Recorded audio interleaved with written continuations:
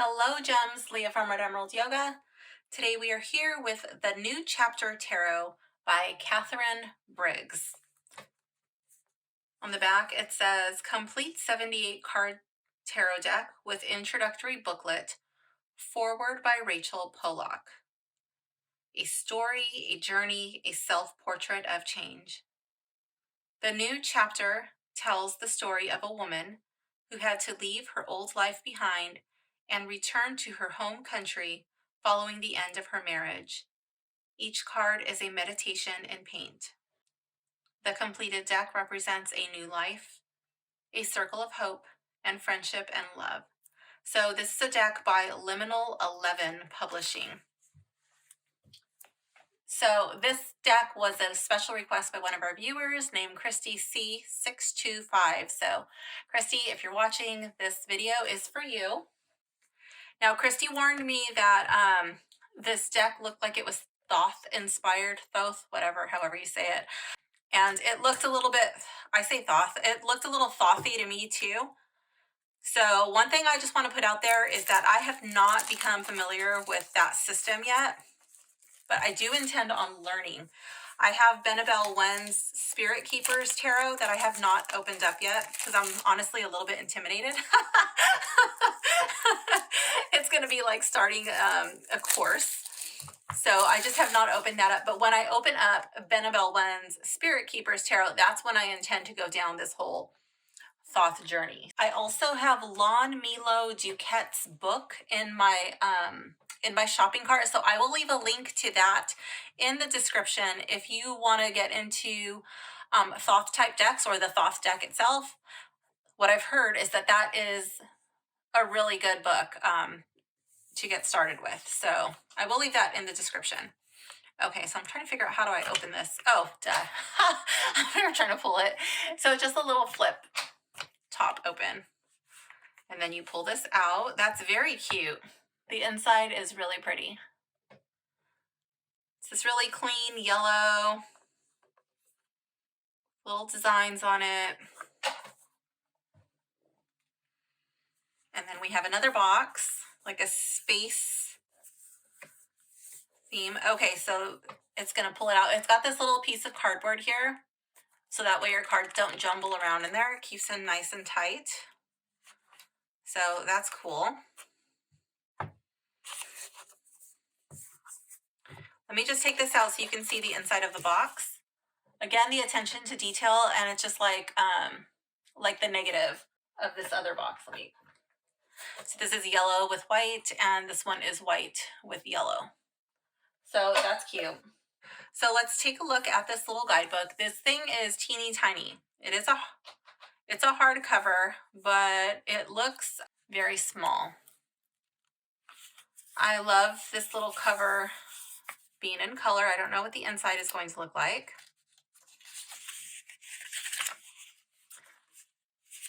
So it says New Chapter Tarot.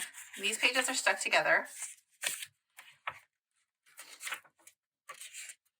Okay, and then it opens up all the way over here. So we have the forward, introduction. We go into the majors, the minors, exclusive cards, reading the tarot, and spreads.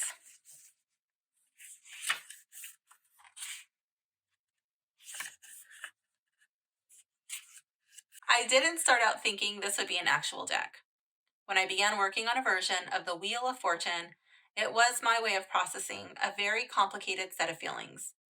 I had come to the realization that my relationship was ending. And it wasn't just my relationship that was on the line. The life I had built for 8 long years had come to a turning point. I was an immigrant on a marriage visa with no professional contacts in my home country, and outside of my family, no community back home. Was I prepared to blow up my entire life? Would I risk what was known for what could be? There's a reason I cast myself as the Knight of Cups.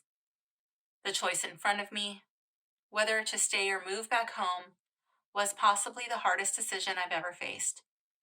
I loved my life in Scotland, the work, the comics, the friends, the country itself, and boy howdy did I feel strongly about the America I would be returning to. So I arted through my feelings, one card at a time, as they arose and presented themselves to be dealt with. This deck is a story, a journey, a self portrait of change. The Queen of Swords is the friend who let me cry on her shoulder before giving me the keenest advice. The Eight of Cups was the last card I painted before departing Scotland. The Six of Discs is the cat I adopted in America who made me feel rooted. Strength is the friend I hadn't seen in 20 years, who had also moved back to the place we were raised but never belonged. And the King of Cups is the love that sparked this change, a new partner for a new beginning. Each card in this deck was a meditation in paint. A feeling arose, I transformed it into a card, and it was released. And 80 meditations later, here we are, a completed deck, a new life, a circle of hope and friendship and love. I am so grateful for the support of my family and friends, and for the deep love and understanding the King of Cups and I have found together. I took the plunge towards happiness, knowing that nothing was guaranteed, but also knowing that regret and not being 100% honest with myself would hurt more than trying and failing. The Fool was the final card I made in honor of this leap of faith towards honesty and happiness. That spin of the Wheel of Fortune paid off. Blessed be and thank thee. Catherine Briggs. So it goes into the majors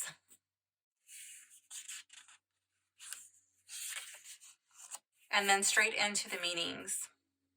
So I'm going to be kind of following along with this book because I'm not familiar with the Thoth system, and I'm going to see how it kind of relates to what I kind of interpret the cards to mean. Let's see, let's try to get these out of this little plastic thing without damaging them. Oh, come on. Okay, we're just going to slide this off. There we go. Okay, so let's take a look at the backs really quick. Right off the bat, you will be able to tell which side is in the upright and the reverse.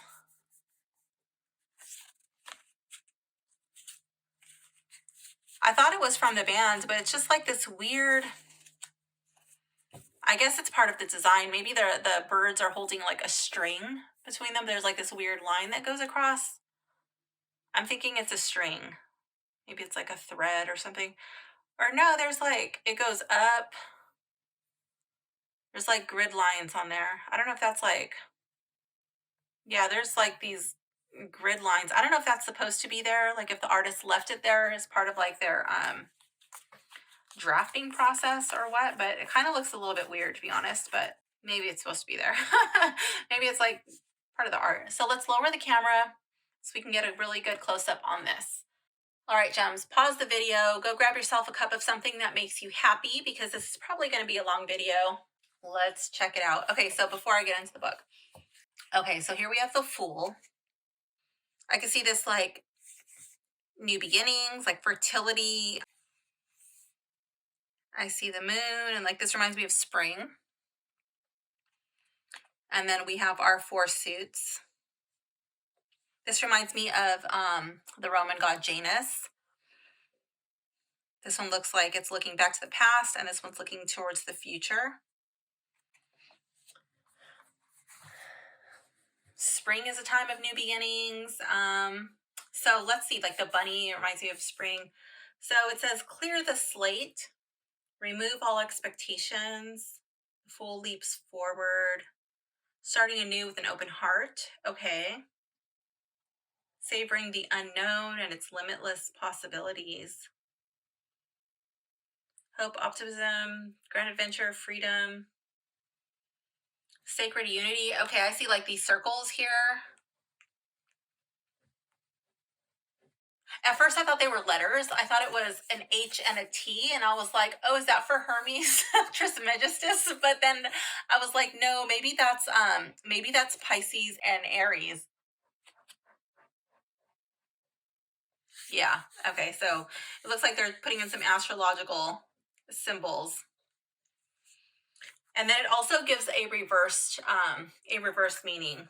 Something holding you back, hesitating, overcompensating by being reckless or wacky, self-doubt, fearful, confronting the true self. Okay, so I feel like the Fool can pretty much carry on with the Rider-Waite meanings.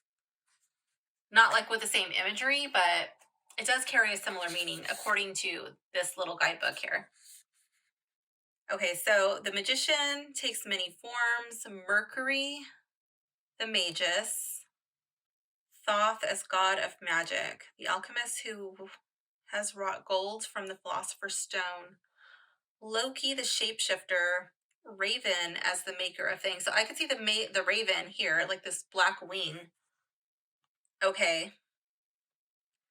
Talks about as above, so below. You can get that from the Rider-Waite if you're bringing that meaning in, but I don't really see anything like jumping out at me in this card like that. Stand your power, wield it with confidence. In reverse, like untapped potential. Your energy has not found the right channel. Unsure of how to manifest your goals and dreams. Using your talents or position to achieve something that benefits you at the expense of others. So I could definitely, those are things that I definitely associate with the Rider-Waite. I really don't understand what all of these symbols are. She doesn't talk about any of that. Like I see a fish, and then what is that? Like ant legs? Like why are the ant legs there? Like I don't get it. Like are you busy working on your skill, or I don't know. The lotus I associate with like enlightenment. Doesn't matter where you come from. You can choose to chase the light. Got some ram horns and the moon, and then like the forbidden fruit. The snake I associate with Kundalini. Pomegranate, like fertility. I don't really understand why the symbolism is like this. Not knocking it, but like I'm not going to put too much weight on the symbols. Maybe if I'm doing a reading and some part of the reading pertains to symbolism that I'm familiar with, then okay. But like in the book, it doesn't really talk about it. The High Priestess, it talks about the triple goddess, Athena being the goddess of knowledge, and then we have Mami Wata bringing devotees into the spirit world to gain knowledge, and Kali is the goddess of creation and destruction. So I guess it goes in that order. Athena at the top, Mami Wata, and then Kali. The High Priestess holds dominion over secrets lost and guarded. This is an invitation to seek beyond the realms of patriarchal justice or logic. Tap into the creative urge of the universe. This is your initiation into the mysteries. So look deeper. I see the veil, and it looks like we have the tree. What is that? The tree of life. It's not the full chakra system, but I do see like root chakra, sacral chakra, solar plexus, heart chakra, and throat chakra. Kind of gives like, it kind of looks like pillars, but I don't really think it is the pillars, because in the Rider-Waite we have the black and white pillars, the B and the J, the what is it, Boaz, and I don't know how to pronounce it. I just say Jacquine, but there might be a better pronunciation. But that means by his strength he shall establish. So I don't really see that. I just see more of the veil. They do kind of look like structural on the side. So it feels like you're being supported by your intuition. And then in the reverse, it's a similar interpretation to the Rider-Waite. Subconscious being suppressed or not being heeded. Listen to your inner voice. Untapped well of feeling. Secrets being kept even unto yourself. Learn to trust your intuition. I love how Kali is right here by the root chakra. Kali is very protective over her children. She destroys those who would seek to hurt them. Here we have the Empress. She looks pretty sad and depressed. Not sad and depressed, but more like she's gone through a lot. She's seen a lot. I'm drawn to the colors. It reminds me of the chakras. This would be like the crown chakra, the solar plexus, the throat chakra. And then this reminds me of like an angel wing, and she's tapped into her emotions and her sense of being a mother. Just a soft approach, but she's powerful. She's able to take control. She chooses her words carefully. In the book, it says an archetypal mother figure, nurturing with a supportive presence. Aphrodite is goddess of beauty and love, emotional safety, open, loving relationships. I'm paraphrasing here. I'm not like reading it word for word. To foster communities so it can grow into a garden, one in which every kind of flower is cared for. So there's like all of these different little types of flowers here, tucked underneath her wing. Trust and peace will come. Acceptance of yourself and others. And in the reverse, your own needs need tending to. It's necessary to mother yourself. In the reverse, it can be a nod towards being codependent.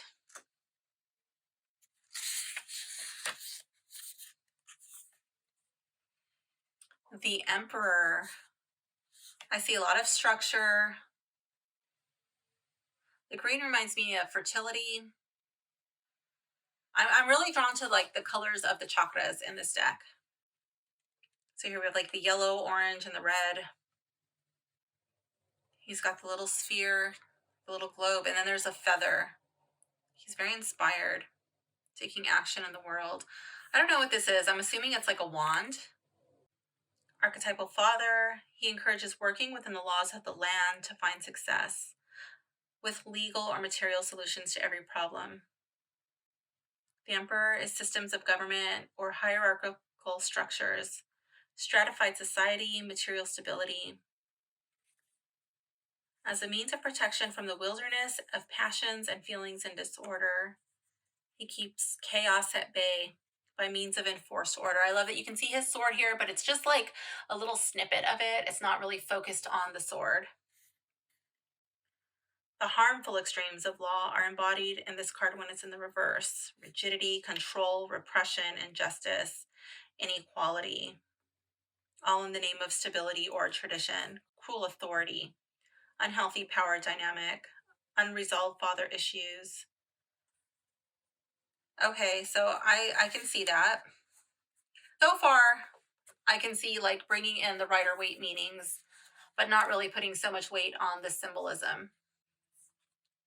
So here we have the teacher instead of the Hierophant. And instead of two people, it's like, I don't know if this is like flowing, like, what is that, flowing water or rivers or something? Or are those horns? I don't know. We got like this arch with flowers and a little star, and it looks like space in the background, but green over here. And he's writing, and it's just like flowing. I feel like this teacher comes from a place of purity. He truly wants to bestow knowledge onto you. I feel like these would be divine teachings.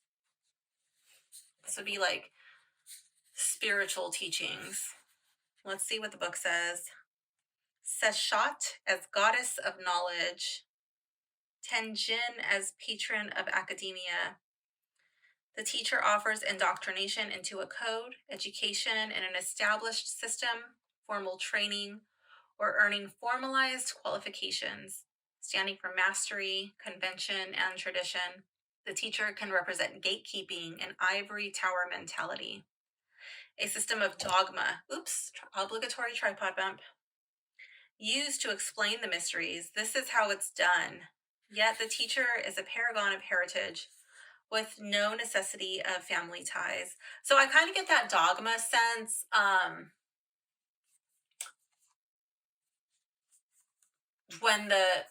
would get that if this card was in the reverse, but like in the upright, I don't get that whole sense of dogma, being overbearing, gatekeeping when this card is in the upright. It says reverse, blind faith, bigotry, intolerance. The teacher reverse warns of slavish adherence to dogma. You may be disconnecting from your spiritual intuition, relying instead on the teachings of others without question. This card invites you to challenge what you've been taught, a crisis of faith. This is an opportunity to question that which no longer fulfills you. Yeah, I get a good feeling with him being in the upright.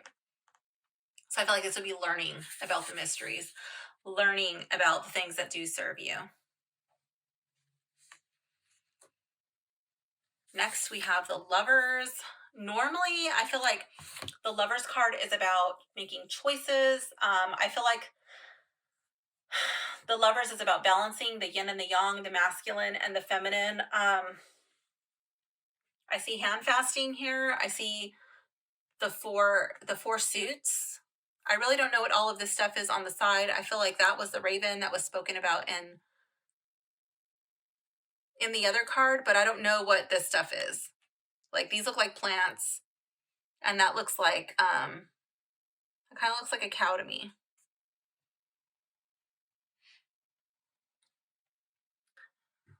And these are all intertwined. So it kind of gives like a flower of life type vibe, but let's see. In the Lovers, the mystical marriage of Venus and Mars, the siblinghood of opposites embodied by Artemis and Apollo, denotes an intense relationship, giving all to or for the beloved. There's magic and alchemy in a union where 1 + 1 = 3. With seemingly opposing forces combined, in this card, all elements are united as one. However, this devotion borders on obsession, a pure and consuming dedication to the object of your desire. This is a love that will change and define you. When it goes into obsession, I usually associate that with being in the reverse. In the reverse, it also says that it could be like strained relationships, unequal love, a lack of passion, like a disconnect from what inspires you, uncertain how to manifest your values, or even unsure of what they are. So even though I don't know like what these are speaking to, I feel like I'm going to associate these with like the earthly, the earthly realm, at least for now. My interpretation might change over time. And this looks like frost on leaves. So I'm going to associate that with snow and this with this, like, I'm going to associate that with the sky, things of like the heavens and this of the earthly realm coming together. I don't really know what they're supposed to be representing. So here with the chariot, there's like an Egyptian pharaoh dude there, but it kind of reminds me of like a Vamana from Hindu mythology. So that's kind of cool. And then we have, it looks like seahorses. So I would just use like my regular chariot interpretation. Normally, again, I feel like it's a balance of yin and yang energy. I don't know that I so much get yin and yang in this representation of it, but this dude, this pharaoh dude, he's also got like cloven feet. So he's like part animal. He's got man hands, man arms, but then his hands look like lion paws. And then he's got some big, beautiful wings. So I feel like this is a Vimana, like he's flying in this chariot. I don't know why there are seahorses there, but let's check it out. Opposing forces held together by the force of will in order to push forward. Tenuous union, tense but powerful situation means to an end. Powerful force of determination. Okay, so I do get the power with the whole like Vimana vibe, and then his big cloven feet and these lion paws.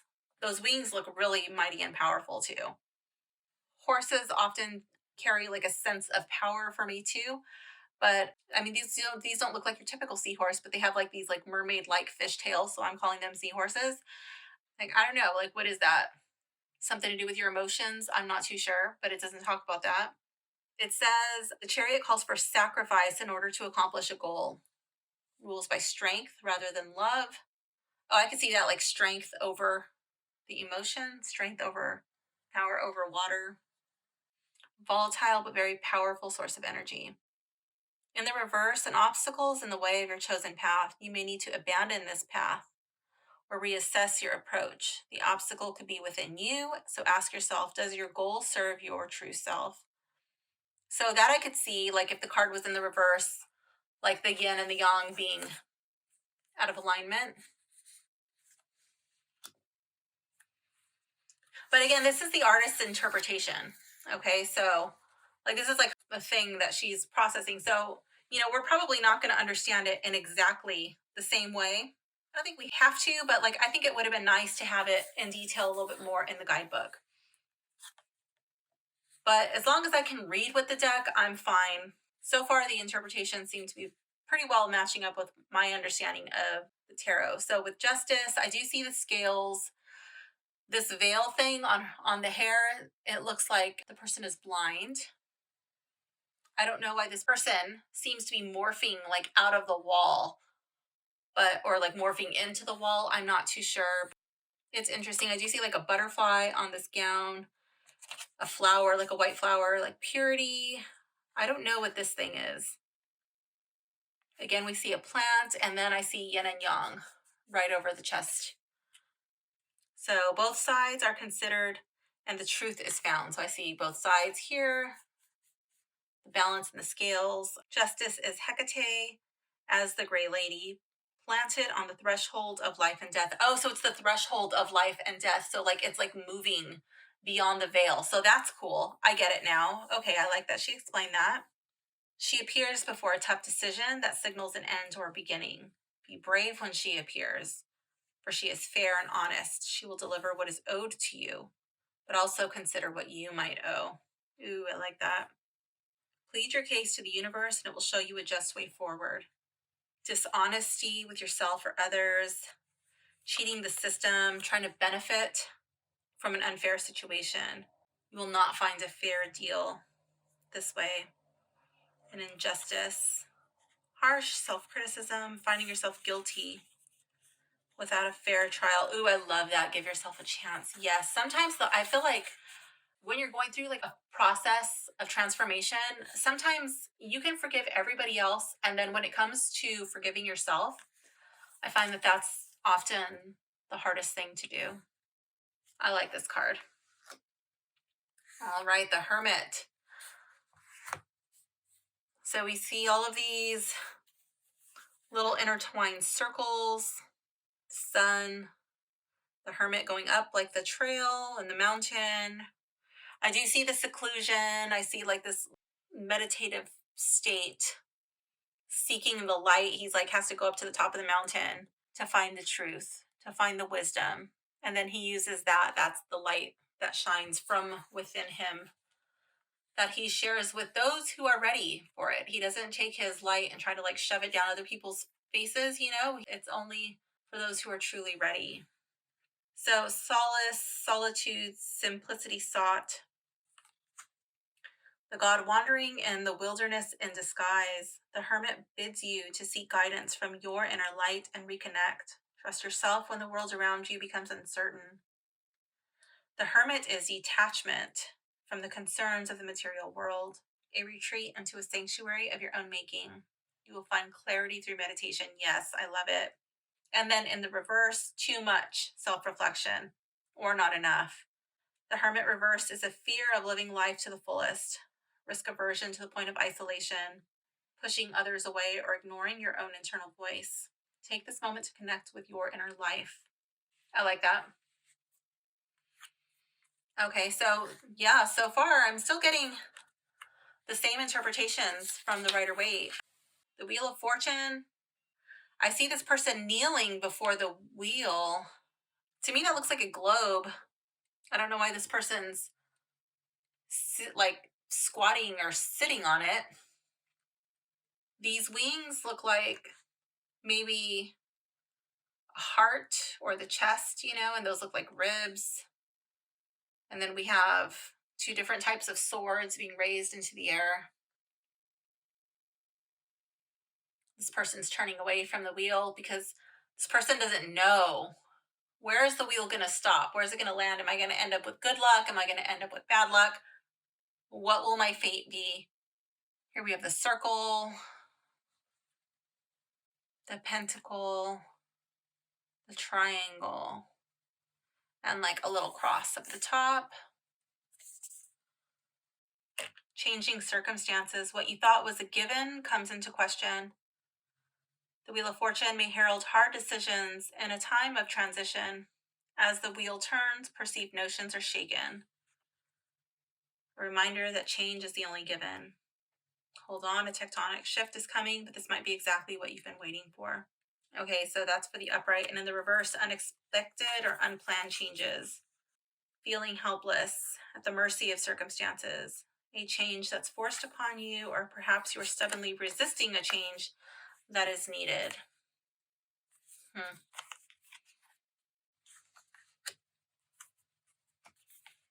Strength. Get Kundalini vibes in the back. You get that infinity symbol. You can't really see it, but it looks like it's there. Again, the raven wings. And she's got like a big baton with leaves on it, and the lion. I feel like this would be like a transformative change, having strength, embodying like your shadows. Your shadows give you strength. I feel like there would be like a transformative peace and strength. So you could face any obstacle. Let's see. That which is deeply felt and acted upon, strength encourages you to express your uniqueness in the world. It's the inner voice heated. Your angry, lustful, fearful lower self is welcomed into an integrated whole self. Oh, I love it. Yes, your shadows, like they're integrated into you, the whole self, along with the higher self. I see that as the Kundalini, the snake of ego and superego. Strength is genuine and honest. By embodying strength, you become an oracle unto yourself. I don't know if I'm pronouncing this right, but Nothi Sutan, know thyself. True strength is to wield all the gifts and the challenges that have been bestowed upon you.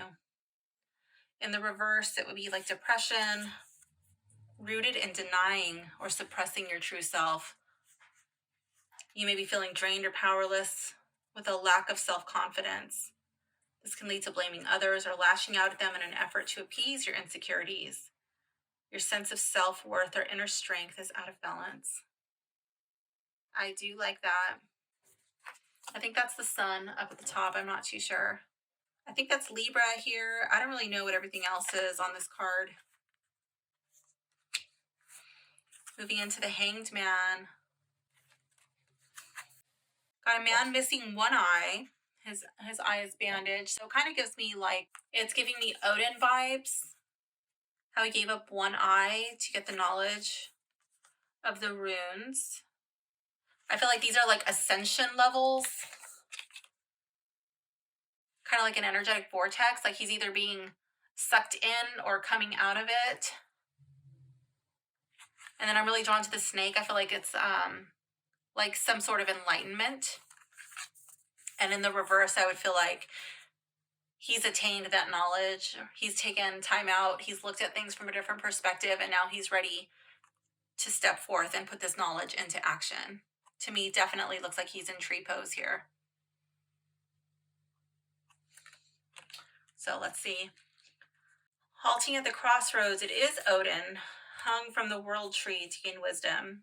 It's time to seek a new perspective and cultivate patience, inviting you to look beyond. It's the outer planets of the solar system, which represent dreams, upheaval, and death. I wonder if that's what those are. Are those dreams, upheaval, and death? I don't know. Maybe. The outer limits of your understanding have been reached, so wait. You're on the cusp of a new reality, but you must wait for it to present itself, or until your own understanding has grown enough for you to recognize what it means for you. And then in the reverse, it can mean you're stalling. So yeah, I can see that, but more often than not, I see that as coming out of it. Sometimes it's like you've been there too long. But delaying your advancement down the path out of fear or because something out of your control. You may be avoiding reflection or rest by keeping yourself busy. The period of waiting you are experiencing is not necessarily helpful or needed. Your time of waiting is nearly over. I like this card. I really like that card. And then we have Death. We've got the white, creepy eyes. She looks like she's in a deep meditative state. And coming out of her dress, her gown, we have these hands reaching up, and there's like some black mist or smoke or something. It's like they're grabbing onto that. We got this tree of life motif in the back. Looks like stained glass windows. It kind of gives off like a cathedral type vibe. I would see this as like something being removed from your life because you have not chosen to remove it. So now this is like an intervention. You know, this part of your life is now over and there's going to be a rebirth, a new beginning. Here we have this like white purity behind her. Kind of looks like a halo, but it's also like an empty slate, like an unknown. Let's see. Change, endings, and beginnings. A clean break from the old. This is Persephone's cycle in the underworld. I'm going to just botch a lot of these names, so just be warned. Eresh Kigal, ready to put the old self to death. Ooh, my candle just put itself to death. Let's light another one.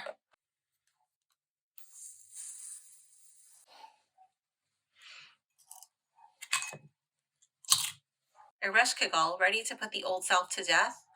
A sacrifice is asked of you, and you must decide if the cost is too much to bear. Surrendering that which no longer serves you. Oh, maybe that's what that is. Maybe somebody's pushing something up into this light. And maybe it's like the white light that purifies. And you're like, I surrender this. Ooh, maybe that's what that is. I like that. Change is coming, and you can decide what it means to you. In the reverse, you're resisting the change you know is coming or know to be right. Holding on to the old false self or old beliefs that are holding you back.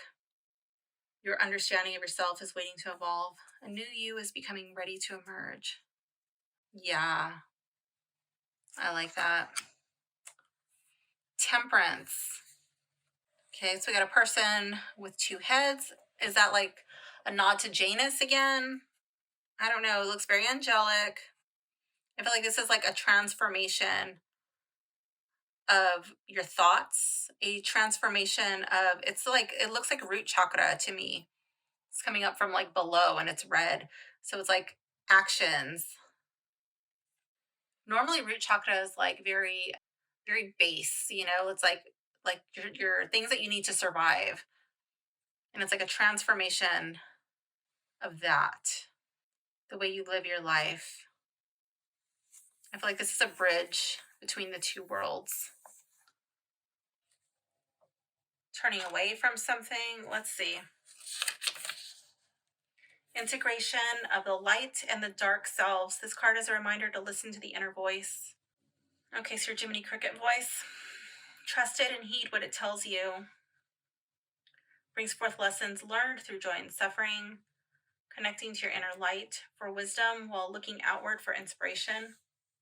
You must give if you wish to receive, and you must receive if you wish to give. Care for yourself so that you can care for others.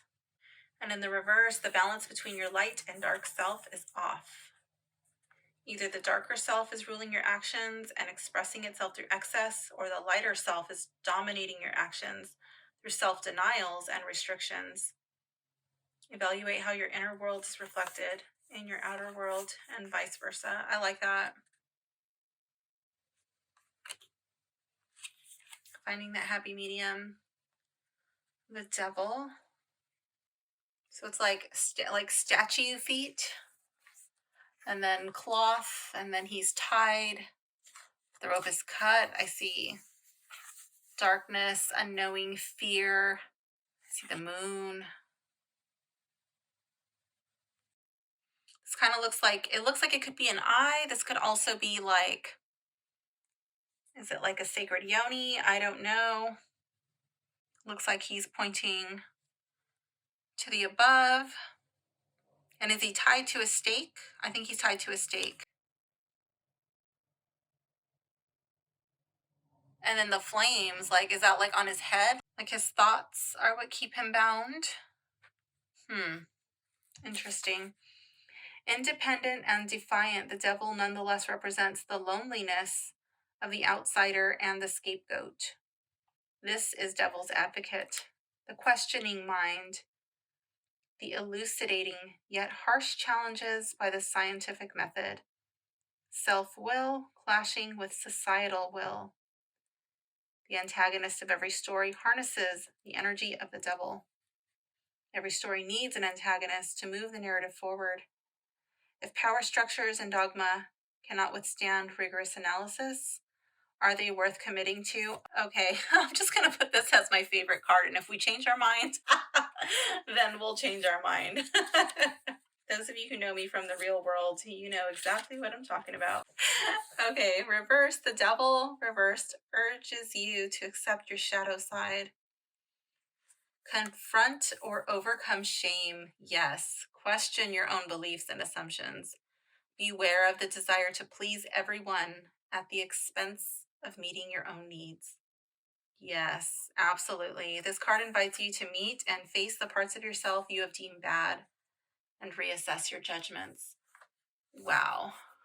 Okay, the Tower. What is this? That white thing is really throwing me off. Like, what is that? I don't know. Kind of reminds me of a person praying, their hands up like this, this way. It's just like a situation that you can't control.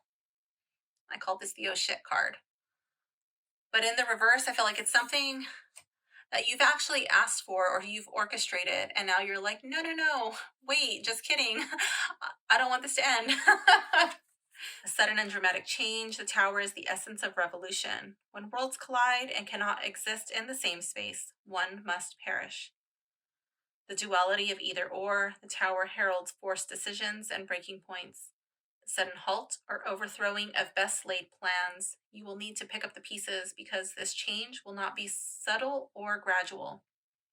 It's time to start over.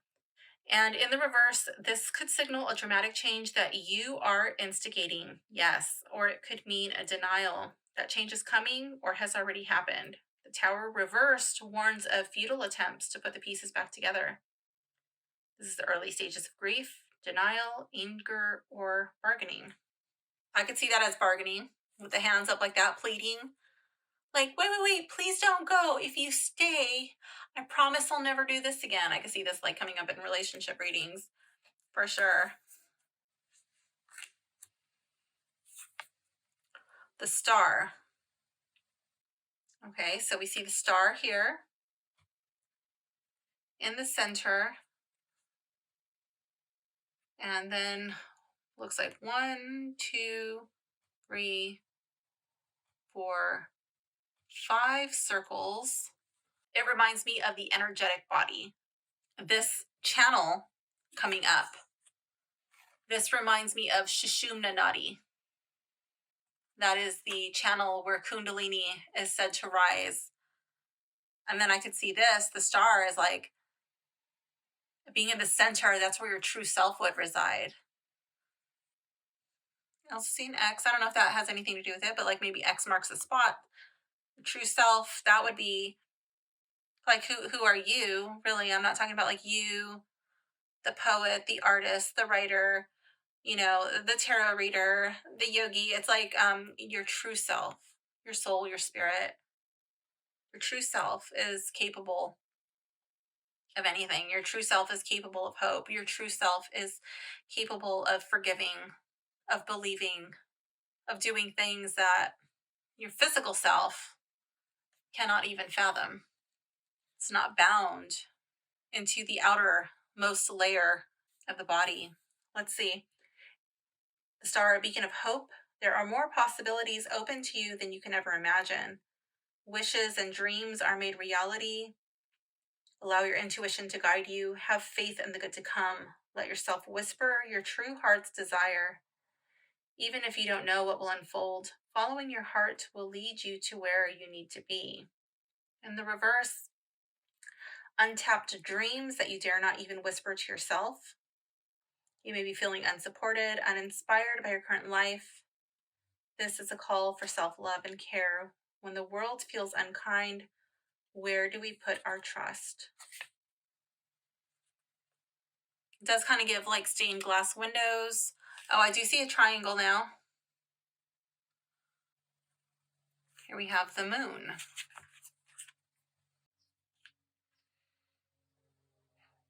That looks like a mountain lion, I think. And this looks like a dove. And then we have the moon. It looks like a star, like, but it kind of has like solar flare behind it. I don't know. This one's embracing that one. And this one has broken the staff.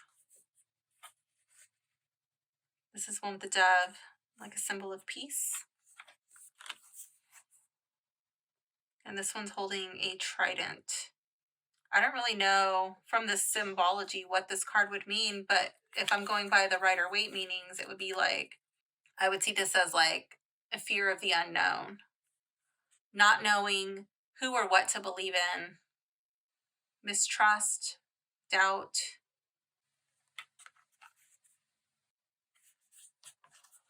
In the reverse, I could see it like broken promises, somebody lying to you, somebody deceiving you. Let's see. The goddess Inanna's journey into the darkness of her subconscious and her resurrection after being killed by her sister, Ereshkigal. This is the death of the superego and the false self we have built to contain or mitigate our true feelings. The moon is strength found in connection to the subconscious, dreams, the dark night of the soul. There is fear in facing and knowing your true self, but there is much empowerment to be found when you do. So this is fear, facing and knowing your true self. In the reverse, when this card appears, you may be avoiding the call of your subconscious, receiving signs that you cannot understand. This is fear of the unknown, darker self, a facade of everything's okay, overgrowing doubts. Be wary of disregarding coincidences or dreams. These are our subconscious trying to make itself heard. So I can see it says it, embracing your true self. It's a little different than I normally interpret it. The sun. I would interpret this pretty much the same way like the Rider-Waite, like joy, happiness, a sense of fulfillment, a time of happiness, and in the reverse, needing to connect with that. I do see a cross. I see an integration. Really drawn to like the four sides of these circles. 1, 2, 3, 4, 5, 6, maybe 5 circles. And then here, 1, 2, 3, 4, 5. I don't really know what those mean. I could see these maybe being like a symbol of the koshas. Why are there 4 groups of them? I don't know. They all lead here to this little tiny symbol of the sun. I'm just going to go to the book. Warmth, emotional and material safety, a blessing of self-acceptance. True self is known to yourself and those around you, and it is loved for being known. Fear is dispelled, nurturing growth, radiant happiness. Success and abundance, gives and provides without diminishing itself. Bask in the gift of now. And then in the reverse, lack of joy, energy, enthusiasm. You're unsure about how to connect with your happiness. When this card appears, it's a call to embrace frivolity or your inner child. I definitely see that as a call to embrace your inner child. And I often look at it like what used to bring me joy as a child and why did I stop doing that? That's usually an indication that something from the past needs to be healed. You can let loose once in a while. Happiness is a vital part of life too. Okay. Judgment. See, like a new bloom. Rising up to here. This orange circle. Is orange a symbol of abundance? Does it have to do with the sacral chakra? Again, I'm getting like some sort of like vortex thing, and I feel like it's coming out actually from this darkness, like a rebirth. Drawn to the wings and the crown. It says, the union of the forces of creation and destruction. Judgment is the end of a dying era and the dawn of a new. This is the age of Aquarius. Death and rebirth, old patterns giving way to new ones that cannot yet be conceptualized. Massive change has happened, and you may not be the same yet. This is an invitation to get to know the new you or your new life. You may feel weak and small after a major transition, but your strength is growing.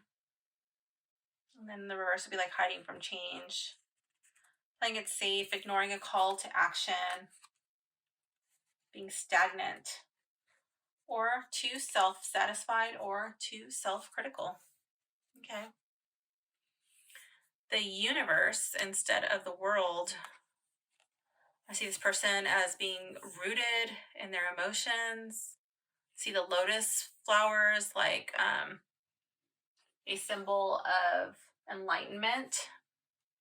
I see Kundalini also as a sign of enlightenment. The hands moving forward.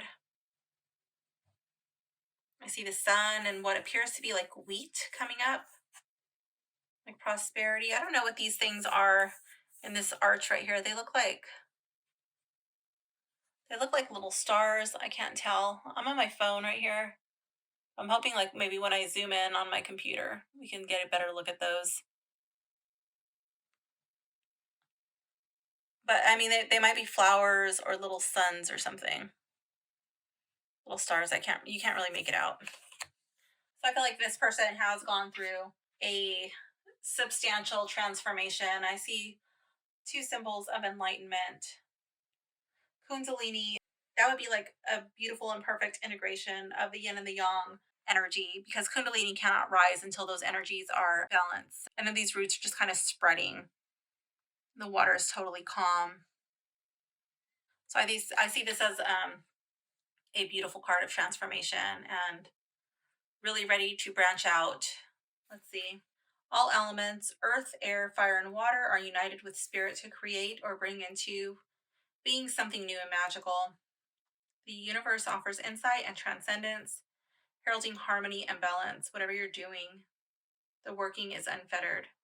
You are an integrated and vital part of the world around and above you. You have found your place in the universe. You've accomplished what you set out to do. And then in the reverse, you might be avoiding work that will change you, as well as what you hope to see changed in the world around you. Or perhaps you're clinging too rigidly to a concept of yourself. This is a reminder there are no shortcuts. Reconnect to the inspiration or desire that started you off on the journey and keep going. You're nearly there. I like that. Okay, so we are through the majors. I just want to say, so far I'm really liking this deck. I figured it would be interesting, and I figured I would be totally lost. I did not think that I would connect with it as deeply as I am so far. I didn't plan on going through with the guidebook, but I just wanted to really make sense of it. But so far I am loving it. So anyways, why I'm going along with the book is because I do that anyways, and I'm going to put this immediately into my working rotation. And I felt like I needed it to help with this this unboxing and review. Okay, so wands are fire. It says it manifests in the zodiac signs. Fire represents soul and illumination. Aries, will and radiance are Leo, and inspiration and burning, Sagittarius. The ace, oh wow, it's really small. Okay, so this is going to go very quickly. Okay, so for the ace of wands, the essence of fire, the ace of wands represents our will and how we might use it. Oh, I should do my interpretation first. Okay, so here I definitely, absolutely get our Ida and Pingala. Okay, Ida on the left, Pingala on the right, coming up, rising up through Sushumna Nadi. I see when they rise, that's like a sign of Kundalini, and it's just like bursting forth. I definitely see the 7 chakras here. I see an arrow, which I guess that would be like Sagittarius. I see the sun, or this would be like, this is the sun. So I guess this would be like, I'm guessing these are chakras. The root chakra, I see fire. The orange, I see the sacral chakra, and the sun, I see the solar plexus chakra. I don't really know what this little thing down here at the bottom is. It looks very phallic in nature to me. Also, I don't know why these snake heads look like ducks. I don't know if they look like ducks to you, but they look like ducks to me. So that's a little interesting. And then they have little snake tongues. So that's what I see. Then we have our triangle and we have our 3 little circles here. And I think that's Leo in the corner. Oh, and Aries. Oh, and Sagittarius. Ace of Wands. Okay, the essence of fire. The Ace of Wands represents our will and how we might use it, full of energy, but we can burn ourselves out. Daring, sometimes careless. They want to act and get frustrated if empathy, logic, or material limitations get in their way. The Wands are optimistic and powerfully positive. The act of living requires belief. The Wands are asking, what do you believe? Okay. The 2 of Wands, I definitely see a face. I see a flame at the third eye chakra. Coming out of these wands, it kind of looks like wings or plant. I'm not too sure. Kind of looks like little moons scribbled on there. And then I see a flower here at the mouth. So this says a spark has been ignited. So I can see that here, like your vision. And an action plan is formulated. You're just setting out, planning for a happy future.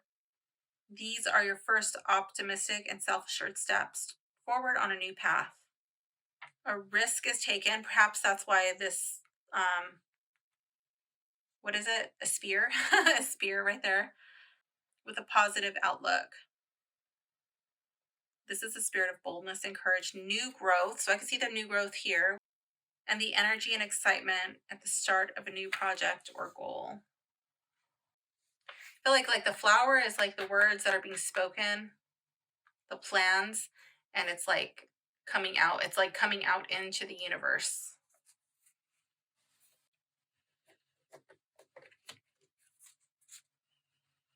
The 3 of Wands, I see the horns up here, the ram horns. Looks like a sun.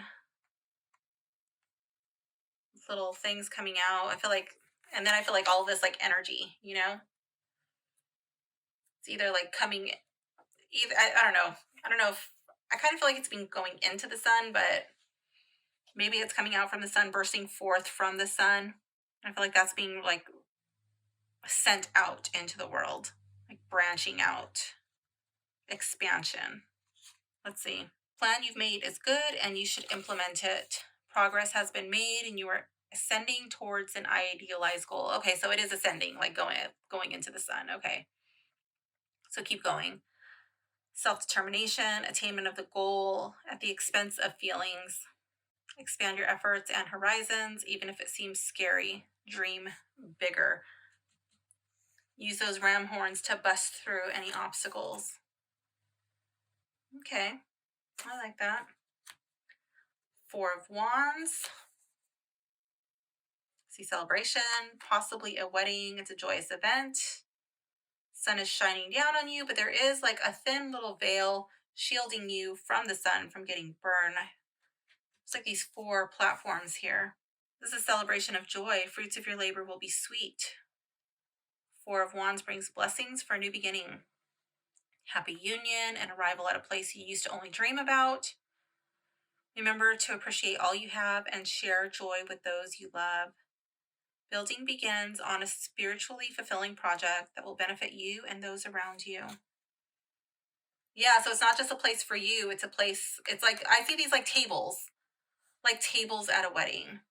So it's not just like you basking in your celebration, you're sharing this moment with others. I like that. 5 of Wands. I definitely see conflict here. I see you as the mountain lion. And these people are coming for you. This reminds me of the Wheel of Fortune. And the Sith reminds me of death. wow, this is intense. Like all of this gray sky is like unknown, troubled thoughts, unclear future, hard times. It's gonna be like the smoke from the fires. It's blacking out the sky. These actions bring pain, they bring suffering. It hurts. And in the reverse, I could see you as being the one who brings it. This way I kind of get like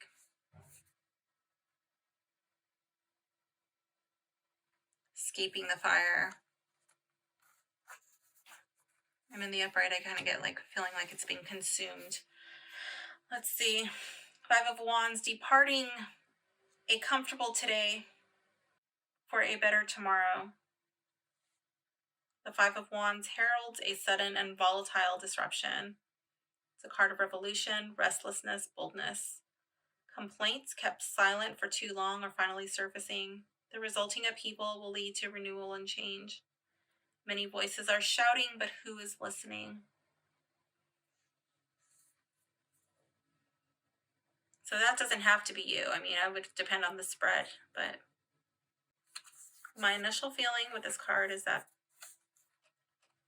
that would be you, the person getting the reading. In time it will change, possibly, but for now, that's my interpretation. Card 6, kind of getting Tree of Life vibes here. She looks like she's in a yoga pose with her hands on her heart. She looks like she's doing a twist. A closed twist. Twists are said to be detoxifying. She looks like a Viking warrior to me. So I feel like this, if I'm going by the Rider-Waite, it would be like a card of celebration, a card of accomplishment. She's purged something. I'm going to say she's purged something from her heart. Let's see, card 6. Pride in a job well done. Triumph over challenges. You are due recognition from the outside world for your accomplishments and achievements. Validation is coming for what you hoped or knew to be true. Take a moment to rest on your laurels because you've earned them, but don't shy away from publicly proclaiming your success and accomplishments. So the guidebook seems like it's pretty close to the Rider-Waite. Again, I'm not familiar with the Thoth system. 7 of Wands. I forget what that is. I might be like making shit up, but I think that's a griffin. I think that's Leo. I think that's Sagittarius. I see a star here. I see sun. Kind of looks like a wand to me. Let's just read the book. The picture isn't doing much for me. After attaining new skills, you are ready to fight back against depression or anything that once seemed too daunting to take on. After a setback, you've learned valuable lessons that you are actively applying. Results will be a well-earned confidence and boldness, strength rooted in self-belief, and your abilities have been tested and proven. Success over victory awaits. Okay, so it is close to the Rider-Waite. I guess it just doesn't look so much like oppression or like too daunting because the wand looks so tiny in the hand. It just looks like a little twig, like a little tiny wand. I suppose you could look at it like a magical wand instead of like a fighting staff. Okay, the 8 of Wands. So I see like the little wings on his head. To me, that reminds me of like a messenger, like sending a message out, moving swiftly, taking swift action. Definitely has Sagittarius vibes. I feel like a message over here, like the blue reminds me of the throat chakra. So it's like he's sending a message out.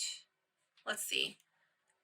Usually I get like swift action or perhaps a message. So let's see. 8 of Wands, swiftness and high flying energy, optimism, joy. Good, kind of busy, that feels energizing. You're doing what you're meant to be doing. Let loose your arrow, act now. Take aim toward what you long for and let fly toward the goal. This is the essence of freedom. The 9 of Wands.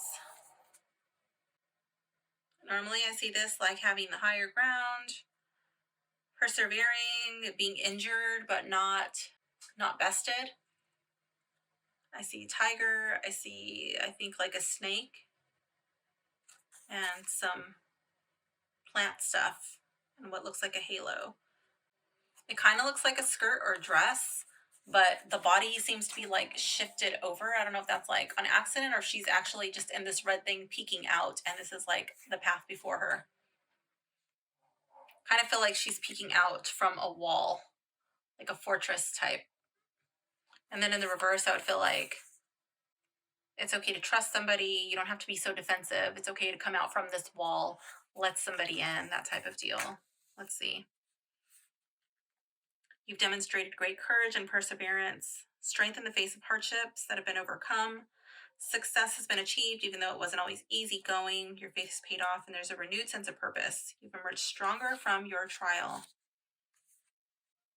Also, I want to point out that the root chakra is like strongly having to do with your sense of safety and your security. And these things are attacking. They're like coming in and attacking that red circle, her sense of security, her sense of safety, her sense of being able to have her basic needs met. So I find that really interesting. Card 10, what is this? This looks like a baby bird coming out of a shell.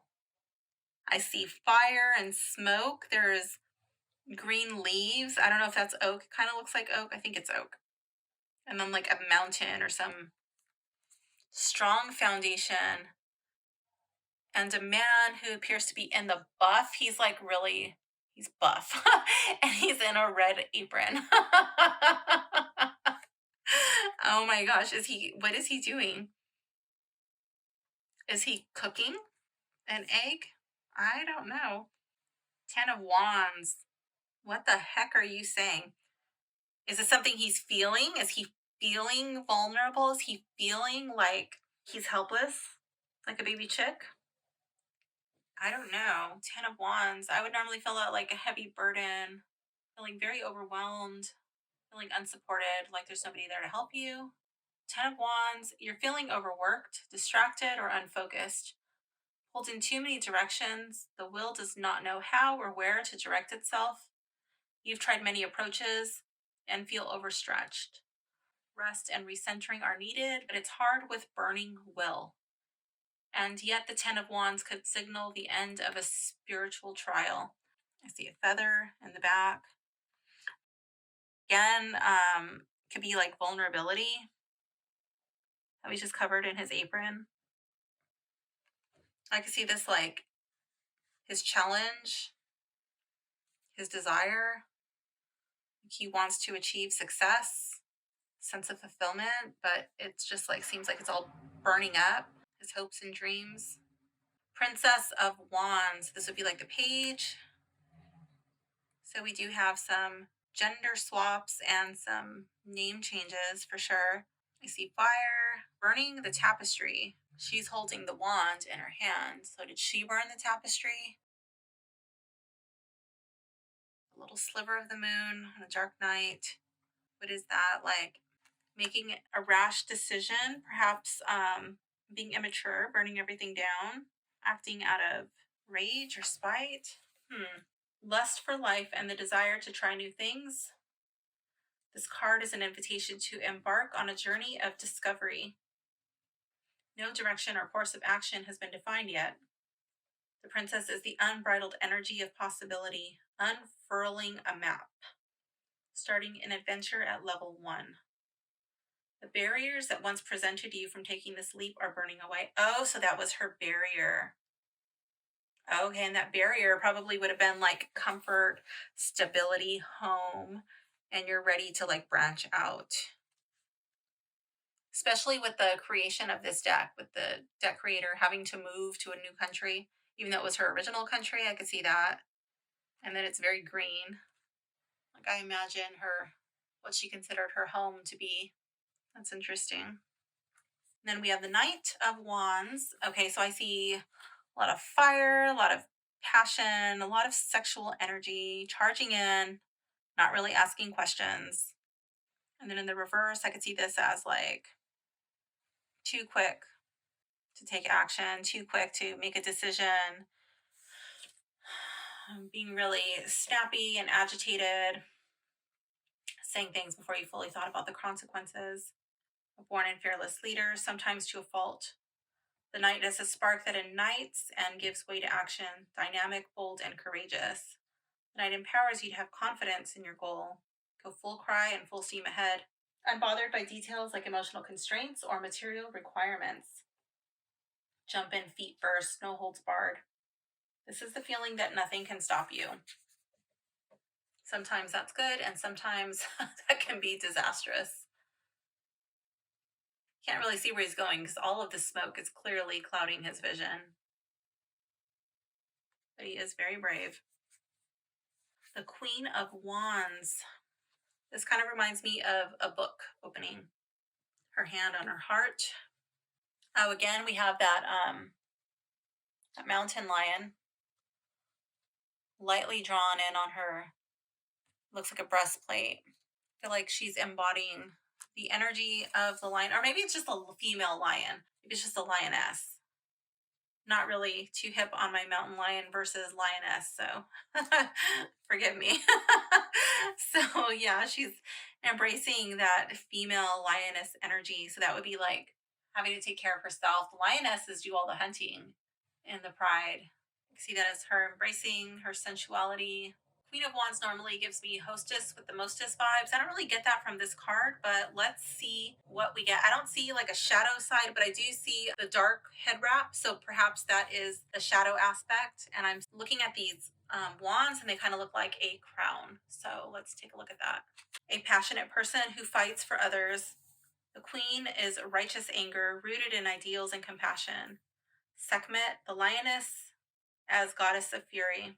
This is a cry for passionate action. It's kind of like worn out right there.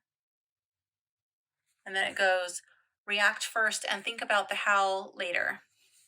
Yet there is a tenuous balance between the desire to act and the emotional weight of what inspired this action.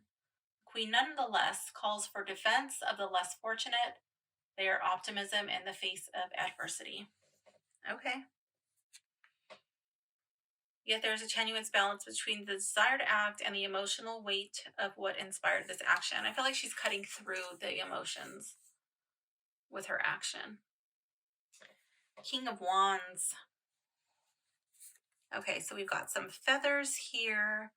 The sun on his breastplate. He looks like he's dressed like in Roman or Greek robes. And then I see the wands again, like a crown. The lion behind him. Like sun vibes and Leo. And then again with that red root chakra, the King of Wands is a fierce protector of those he loves, those he cares for. With the wings, the feathers, I feel like he'll take swift action, and I kind of get Sphinx, or not Sphinx, Phoenix vibes out of him. Like he'll rise from the ashes. Let's see. King of Wands. Some people have an innate nobility that does not belittle but actively supports others. The King of Wands is honorable leadership, leonic courage, always protective. The king encourages community organizing and actualizes ideas rather than dreaming them up. Harness this transformative power and be wary of becoming mentally scattered and leaving the details behind to focus on grand vision. Okay, I can see this like in the reverse, the King of Wands, like shit didn't go your way, but it's time to rise back up to the occasion, rise from those ashes. Okay, moving on to the cups. Again, I see the tree of life. We have an inverted triangle here, which reminds me of femininity, the cup, and then I've got like the moon cycles rising from the chalice. This kind of looks like a fish. Oops, I'm off camera. This kind of looks like a fish right here. And then over here we have like a lot of fish. And then over here we have Cancer energy. Over here we have Scorpio, and down here we have our Pisces. So we have the School of Fish. This looks like a bunch of darkness and watery. This looks like mysteries to me. The universe, purity. I don't really know what that is. Maybe waves, water. I don't know what this is for sure, but it kind of reminds me of a fish tail, like scales.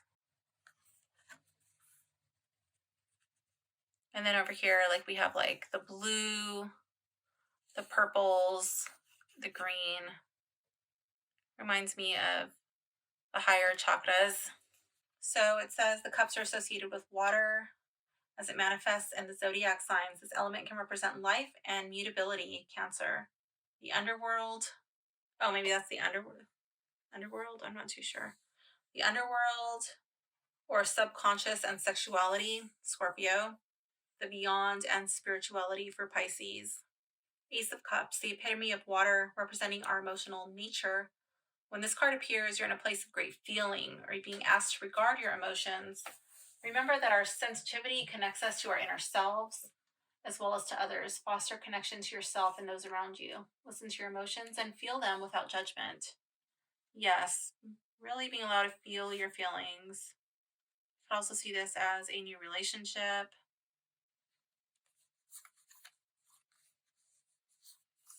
In the reverse, I would see that as a strong no card. Again, we've got that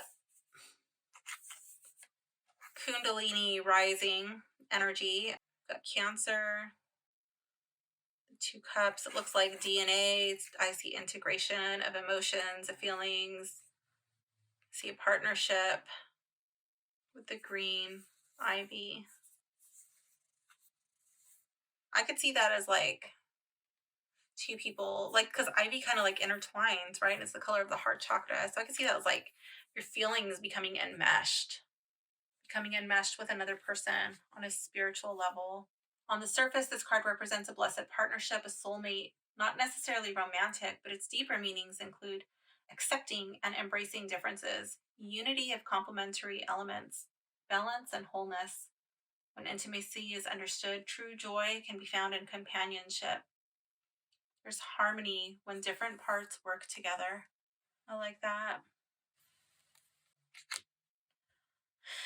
And then the three, we have the triangle, and it's like spinning in this like spinning vortex. I see three wreaths, three cups. It's like a three-dimensional triangle, like a pyramid. Dynamic between like really close friends and family. You could see this as the birth of a child. Love crowned and triumphant. The Three of Cups is a celebration of the love you receive and give to those around you. This card represents free-flowing support and an abundance of goodwill. As you have given, so you shall receive. Your community celebrates and supports you. You feel strong for having found this support. And in the reverse, I often see this card come up like an unwanted party or an unexpected party in a relationship reading, or as overindulgence sometimes in drinking and partying. Four of Cups, the bunny, I see fertility. Are those feathers? A new beginning. Feeling like you're kind of being pushed into, I would see this like kind of being pushed into a box by other people's expectations, not wanting to conform into this box. I'm really drawn to like how this bunny's back is so flat. There's really nothing pushing up against the bunny. It's like feeling more confined than you actually are. Let's see. Stillness of contemplation to the extreme of emotional stagnation or boredom. You may have closed yourself off or are waiting for that ideal scenario to release you from your current state. This is the suspension of not yet. Interpersonally, the Four of Cups can denote an unchallenging, smothering love. All your emotional needs met to the detriment of your growth. It is complacency and comfort, caregiving as a means of control.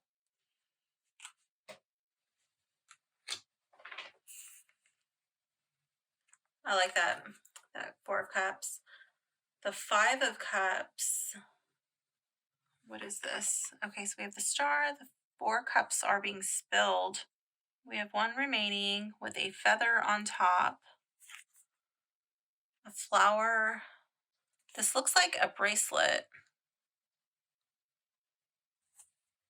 with 5 little loops in there. Again, I'm drawn to the koshas. I could see this as a refusal of what is still there, focusing only on the 4 cups that have been spilled, refusing to move on, even though there's still life, there's still beauty in what's over here in the remaining cup, but it's like blocked off. You can't see it. Kind of looks like an eye on the cup. Let's see. Strive, disillusionment, and emotional conflict. You must let go of an unfulfilled expectation, even if it's painful for you. The Five of Cups invites you to see people as they are, not as you hoped them to be. Letting go of that idealized vision is painful but necessary. Take a moment to mourn the loss of what could have been, but accept that which is.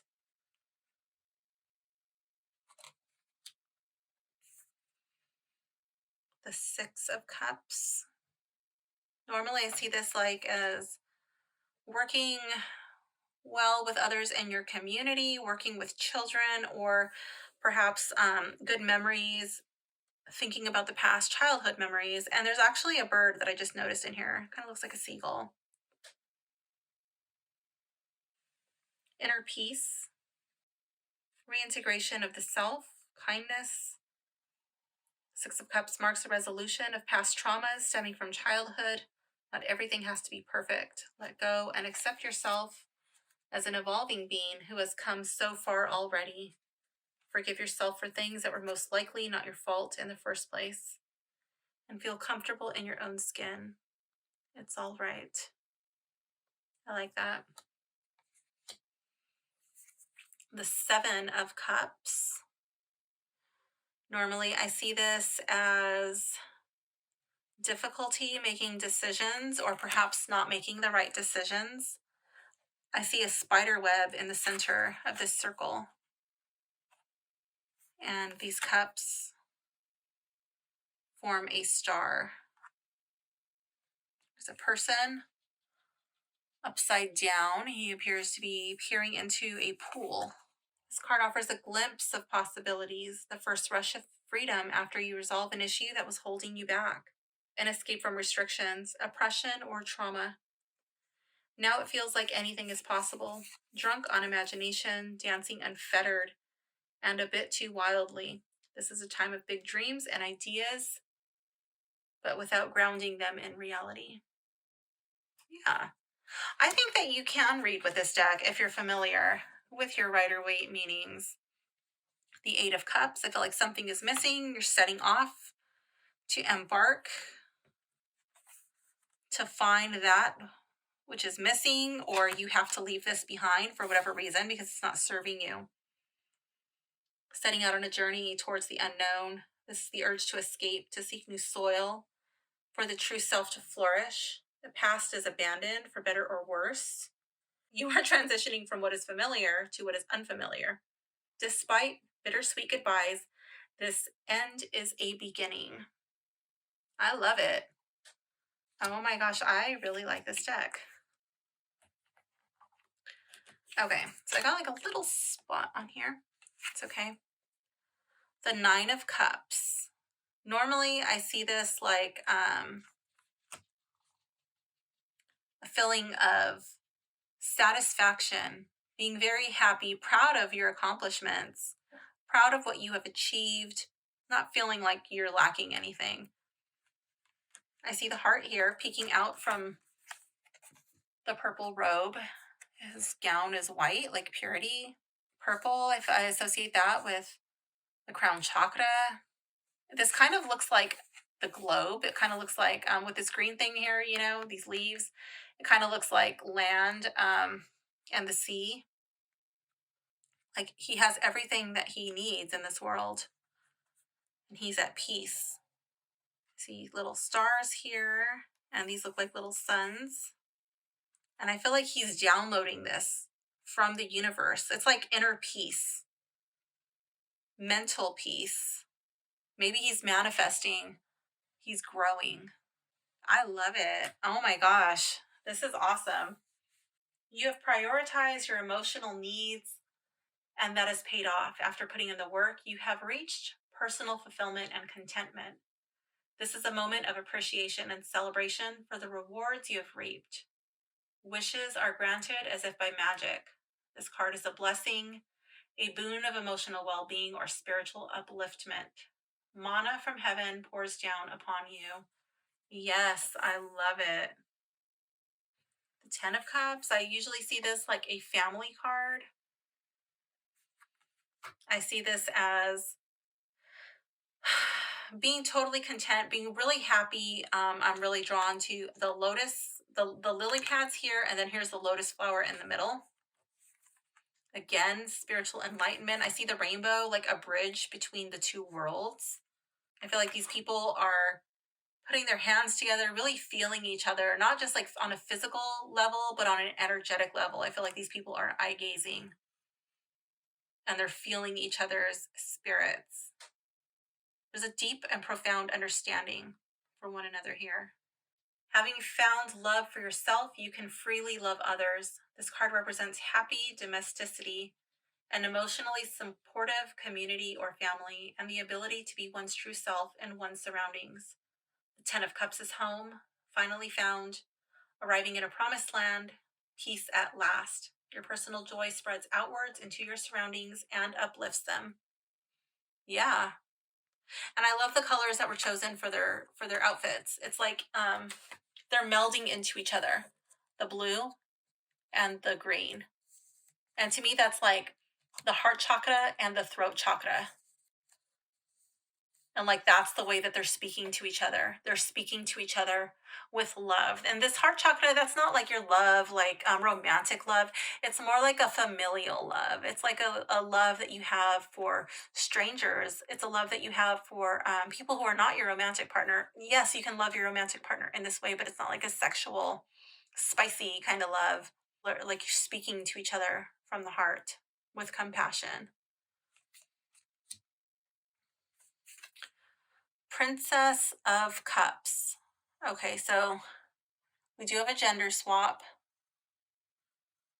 So this would be like the Page of Cups. So I feel like this would be learning to feel your feelings, learning how to speak about your feelings, learning how to share yourself with others. He's touching his heart chakra here, holding the cup, and out of the cup is the moon. Let me see. 1, 2, 3, 4, 5. Again, the 5 koshas. 1, 2, 3, 4. Wait, 1, 2, 3, 4, 5. 1, 2, 3, 4. I don't really know if these circles have any symbolic meaning to them, but these look like they could be either little cups, but more likely, I feel like these would be little lotus flowers or something. Let's see. Let's see what the book has to say about this. Compassion. I do see that with the hand over the heart. And feeling grounded. I do see that with the brownish tint here. It's like, and then these, how I felt like those were plants, like being rooted. So grounded in the material plane through direct action, nurturing or helping those around you to thrive. The princess champions creativity and fosters appreciation and support of the arts. Okay, this person definitely looks like they would be from some sort of play. I could see that. She is the embodiment of working towards an ideal world, childlike innocence, unselfish love, and rooting what is felt in what can be achieved right now.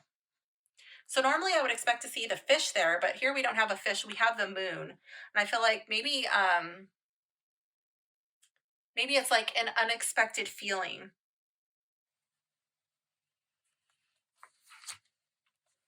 Here we have the Knight of Cups. So it looks like these are cups. We have the horses. I feel like it's the yin and the yang energy. And this is, at first I thought it was somebody else's hand, but that is the knight's own hand. And I feel like he's taking his hand off of the cup and he's sharing the gift. So perhaps he's bringing a message, or he's sharing what's in his heart. I love it because he's in this armor, and so like nothing would be able to penetrate his heart, but he's choosing to share that with you. Let's see. A bold idealist yearning for a utopia of compassion and truth. The knight is the reckless pursuit of deeply held ideals and the willingness to sacrifice comfort or logic to achieve what is felt to be right. Self-sacrificial, but always for a cause, the knight represents an often tenuous balance of opposing forces. So I see that up here with the yin and the yang. This is a desire to change the world while at the same time being deeply hurt by it.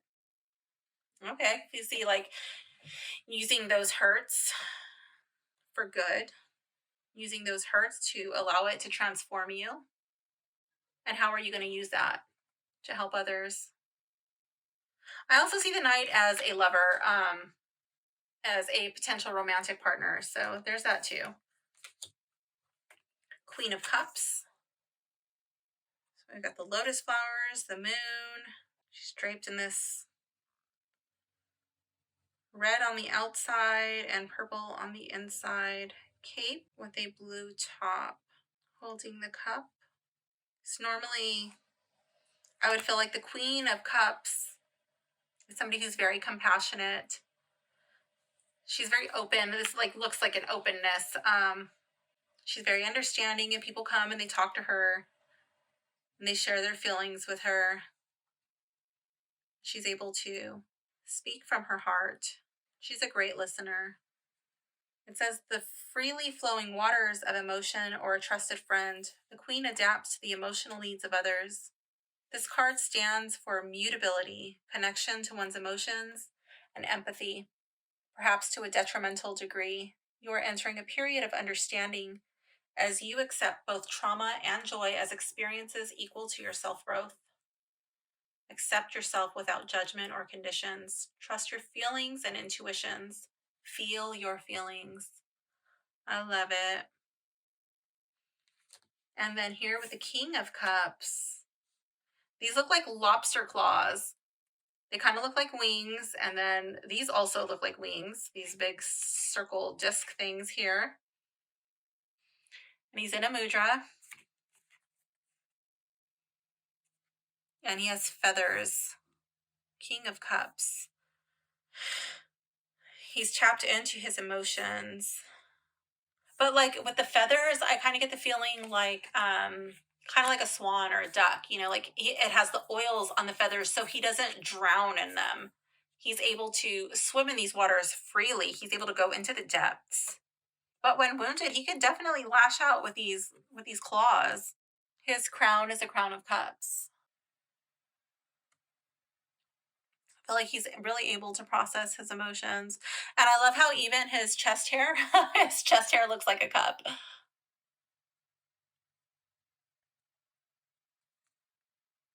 I love it. Also, I feel like this, because it's so dark and even the wings are dark, I feel like that is tapping into the occult and those darker aspects of Scorpio.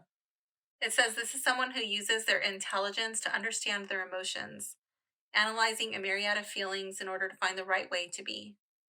He is sensitive and clever, sometimes to a fault. The final destination of the Journey of Cups, this card represents ideals rooted in compassion, seeking to understand what is felt, the desire to be known and loved as you are. I love it. I'm really drawn to how these two orbs, these two spheres look like very ethereal, like, I don't know, it's kind of like the abyss, but like I get like Atlantis vibes from it. Like he's tapping into unknown knowledge, like he's tapping into those subtle mysteries. I really like that. That's cool. He's a cool king. Now we are moving on to the aces. The Ace of Swords.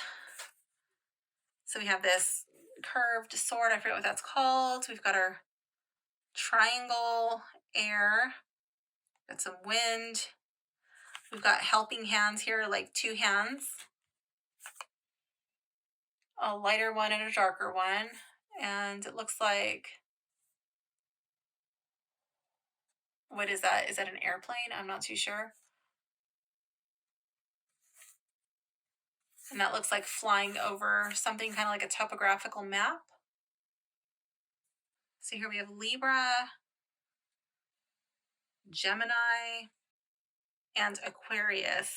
And then we have some little stars. Okay. It says air is the element of the swords as it manifests in the zodiac signs. Air can represent communication and the interpersonal Gemini, logic and society Libra, wisdom and the universe Aquarius. The ace, the essence of the element of air, which represents the intellect, our mental capacities, and how we might use them. The ace of swords is direct, sometimes harsh. You're intelligent, sometimes cold. I would see it cold as like in the reverse. They cut right to the heart of matter, but can also swing wildly into anxious overthinking. We all have these faculties. How we use them is what matters. I like it. Two of swords. Okay, let me see. So I do see definitely a crossroads. I see the two swords here on this pillar. Very, very faintly, you got your Libra sign here. So I see that like decision. You definitely have a decision to make. And then the birds, I see like the dark ones and the light ones. And then here, with the dark and the light, I definitely get yin and yang vibes here. There's a pro and a con to each decision. Both sides will have challenges, but we really don't know. You have to make a decision. Which path will you choose? Both sides have challenges, but both sides also have the potential for growth. This is a crossroads moment, a decision you must make yourself, and it's important that you do. The options are clear. I don't think they're too clear, but the options are clear, but you might not have all the information about the consequences. Despite your anxiety, you are capable and ready to make this choice. Trust your judgment. The Three of Swords. Okay, so we see scales and a stop, like halt. And then this like black face, you know, can't see what's up this person's sleeve. And I feel it's like coming from the vortex. This is like something stopping you from the other side. This is you're like, do not pass go, do not collect $200. This is over. And the right side up, I a little bit the scales there. I can get like a fairness vibe. You know, this I see this as like an ending and it's painful, but it's fair. And in the reverse, I could see this as like it's an ending and it's not fair. Or it could be like this injustice, this unfair thing that happened, the swords are going to fall out. I don't know. I'll have to spend some time with it and really see how it comes into play, but let's check out what it says in the book. Loss, disappointment. You have come to the understanding that you can go no further down the path you are currently on, and a tough decision is before you. Painful or harsh words have been spoken that cut to the quick. This is a sobering reality check. Disillusionment from your expectations. I'm really interested in seeing how these scales are going to come into play with my readings.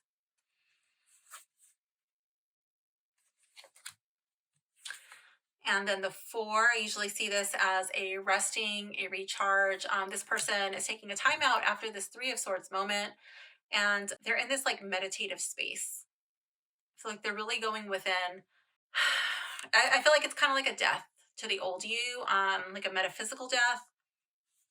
I feel like whenever you emerge from this rest and recharge moment, like you're not going to be the same person. You couldn't be because of what you've gone through, what you experienced. So I still kind of get like the stained glass window vibes. I definitely get a different feeling than I do in the Rider-Waite because the imagery is different.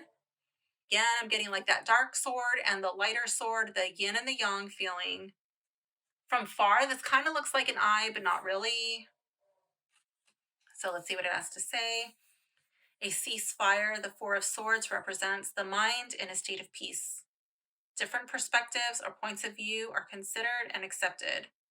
This is a card of intellectual diversity, an open exchange of ideas that you are reflecting on, causing you to meditate on your options, but don't burn out. Your intellectual battery could use a recharge.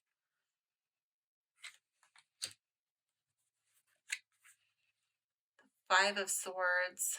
Ooh, these people are being pierced. It's actually bloodshed. Are they all fighting over this apple or whatever it is? Looks like an apple. We have some plants here. In the reverse, it looks like they're growing. But in the upright, it does not look like it. Swords are shaped in a star. They're all poking somebody different. I feel like this could be like fierce competition. I feel like this could be a bunch of words being said and everybody's getting hurt. I'm really drawn to how the plant is in the reverse position. And who's actually taking the bite out of the apple? None of them are. None of the people are.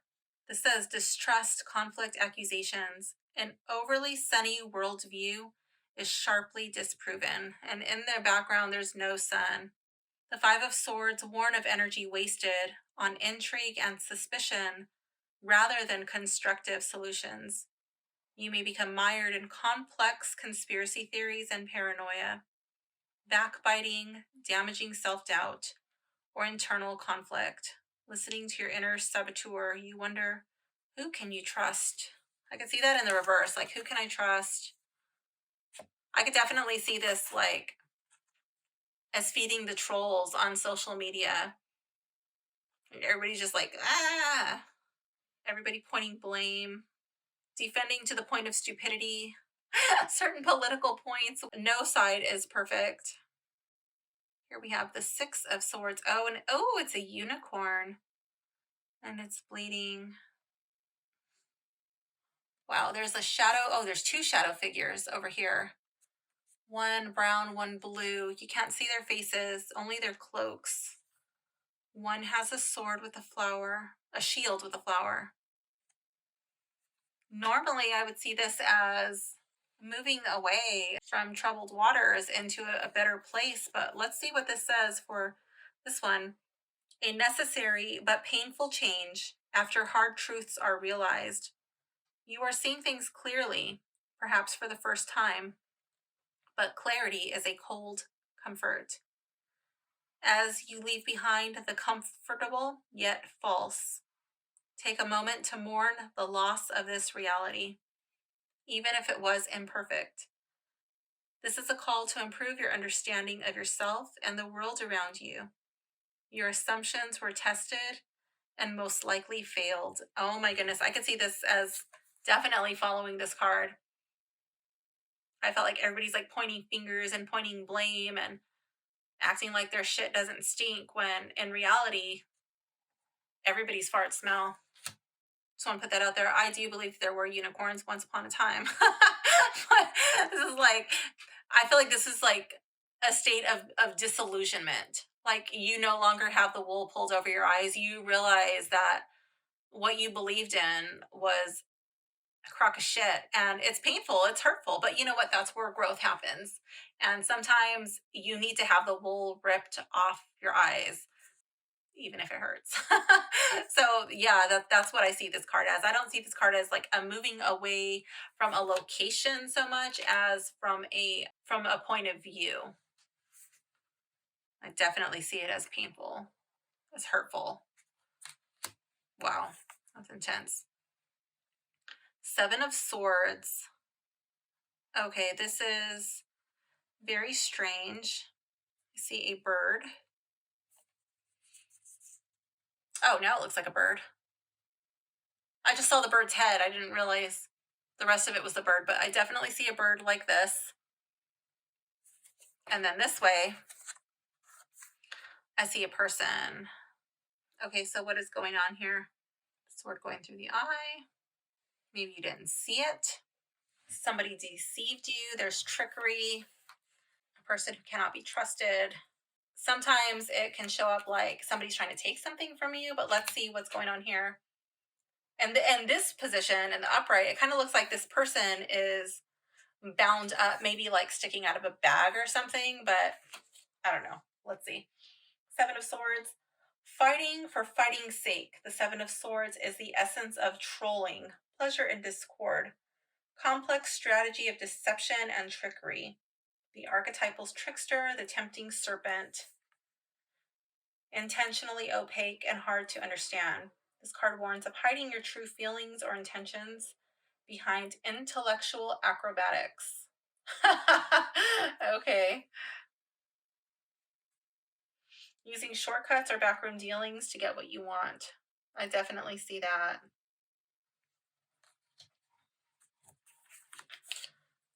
The Eight of Swords.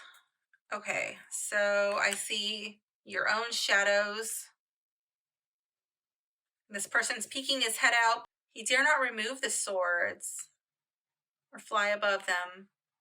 Oh my gosh, there's ivy growing around him. Like, how long do you have to be in a position for plants, the ivy, to literally grow around your feet?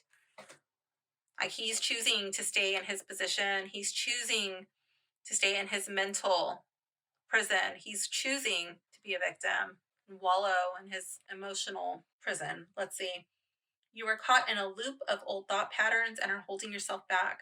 A change of perspective is needed, but you are fenced in by contradicting opinions or options, stagnated by indecision. This is the god Odin. Oh, I didn't notice that. Ah, that's probably why he has his ravens. This is the god Odin in the dormant phase of his regeneration cycle. Bound by restrictions of your own making, you feel powerless. Yet this card warns against falling prey to victim mentality. Yes, when this card comes up in the reverse, I see this as coming out of that you refuse to be a victim. Nine of Swords. See these swords, these thoughts, these feelings just kind of swirling around the head. And then I see like a little crown made out of the swords. This person is being haunted. He can't escape his thoughts. You are overwhelmed by options as you overanalyze. You've extrapolated all the possibilities, and the look seems grim. For better or worse, you must reach the heart of the matter. Surrounded by anxieties, you have become trapped in a cycle of negative thoughts. Remember to step away once in a while. No problem can be solved by obsession. Yes. And if this card was in the reverse, I would see this as like dropping it, releasing it, letting it go. Like a mental purging, replacing those old thoughts with new thoughts. Card 10, I see a snake breaking out of a shell. It's being pierced on all sides. But out of him, there's ivy growing. I see this as like, oh, this person has died. He's in the earth. And plants are like, he's feeding the soil. And he's re-emerging, transformed with this new knowledge. See the snake as Kundalini energy. The clouds kind of seem like they're swirling. It's like there's a lot of activity happening in the cosmos. Let's see. A swift and brutal ending. After the turmoil of the Nine of Swords, you have argued yourself into standstill, resulting in mental exhaustion. All sides have been considered and examined ad nauseum. Approaching the problem from an intellectual standpoint has reached its conclusion and the limit of its helpfulness. It's time to make a choice. I feel like that's the choice. In the upright, I feel like you're coming to terms and you are accepting that this thing is over and you're letting it go. You're allowing yourself to grow. But I feel like if this card was in the reverse, you would be refusing and still clinging to something that can no longer be. Okay, so the Princess of Swords. This princess definitely seems more female to me.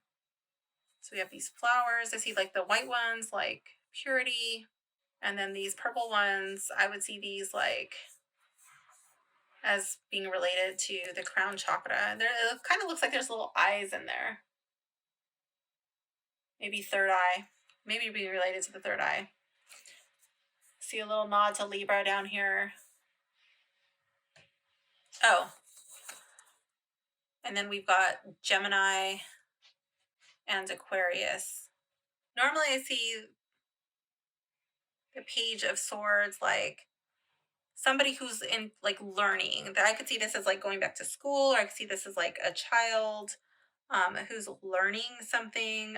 I could see this as the beginning stages of negotiations, the beginning of a conversation. She looks very on guard to me. Like she's drawing her sword out. But in the reverse, I could see this, or actually, she's putting her sword away, I could see. Maybe she's not so defensive. But in the reverse, I might see her as like being overly defensive, overly cautious, or immature. A perceptive person who is both courageous and careful. There is tension between freedom and groundedness. The mind is full of ideas, and there's potential for them to be enacted. If these opposing forces don't tear each other apart, Princess strikes from a place of strength, but not empathy. Plans you are making may be self-interested. I love how she has the armor, over her heart chakra. And then her skirt, it looks like it's the earth itself. Like she's very grounded. It's not normally a feeling that I get from the Page of Swords. And this card, I definitely get a sense of being very grounded. Here we have the Knight of Swords, charging in, taking actions, asking questions later, charging towards the sun. I definitely get kind of Icarus vibes here. Sharp-minded and bold, the Knight of Swords embodies the joy of an intellectually stimulating argument. Bestowing nimble and keen treatises is the art of persuasion, practiced with moral ambiguity. Debate me. The knight assertively strives toward a goal without enough consideration for its implementation, or who it will affect. Is it better to be right or to win?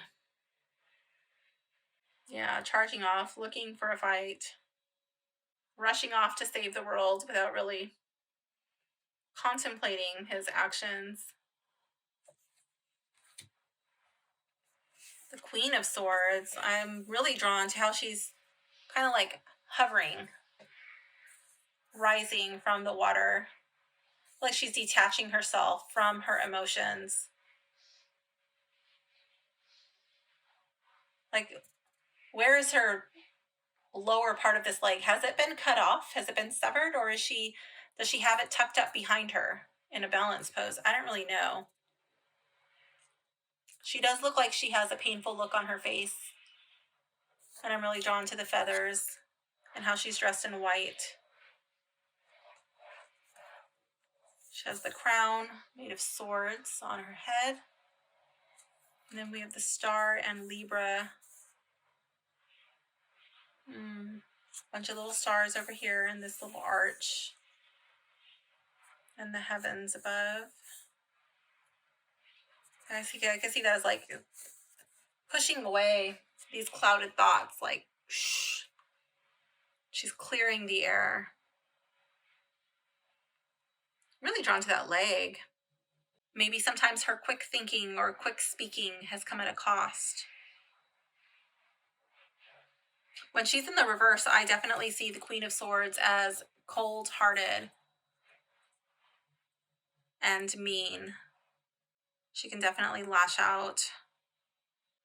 I feel like this sword cuts both ways.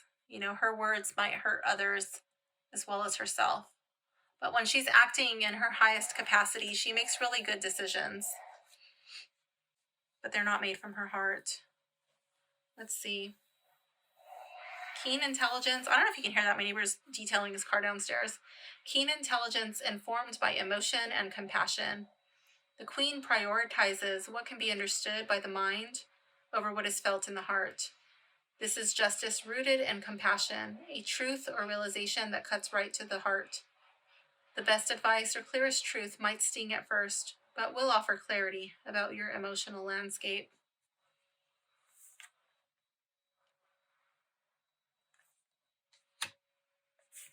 And here we have the King of Swords. He looks very Egyptian, like the pose looks very Egyptian to me. And what is he looking at? It's like it's going up. like launching out into the cosmos. It looks like there's like a little lever here, a little switch or something. And it's like he understands greater mysteries. He's a problem solver. I could see this person as giving some sort of a presentation. I could definitely see this as like higher education. What are those things called? Where you go and you look at the stars in a building? One of those. I can see this like studying the stars, studying the cosmos. Definitely see this relating to a historian, but it's not enough to be limited to that. But definitely see higher education, perhaps professor or teacher vibes here. A person of dispassionate reasoning, of dry facts and intellectual pursuits. The King of Swords, the scientific method is law. When referring to a person, the king is an expert in their specialized field. This card encourages you to approach a situation via intellectual means. Gather raw data as a thought experiment. What if you looked at the problem objectively, just pros and cons? All right, last suit. Here we have the Ace of Discs. Okay, so we have our disc here. Looks like a Fibonacci sequence coming out, like that spiral, the shell. I see like flower pattern. This looks like kind of like a sunflower or solar thing. The earth. It looks like roots. It looks like a plant. Three symbols is like earth. I don't really know what all of this stuff is. I see Taurus over here. Virgo and Capricorn. So here we have the disc suit is associated with Earth. As it manifests in the zodiac signs, this element can represent beauty and growth. So I definitely see beauty and growth here. This does remind me of dirt. Taurus. Okay, organization and harvest. Virgo. Prosperity and civilization. Capricorn.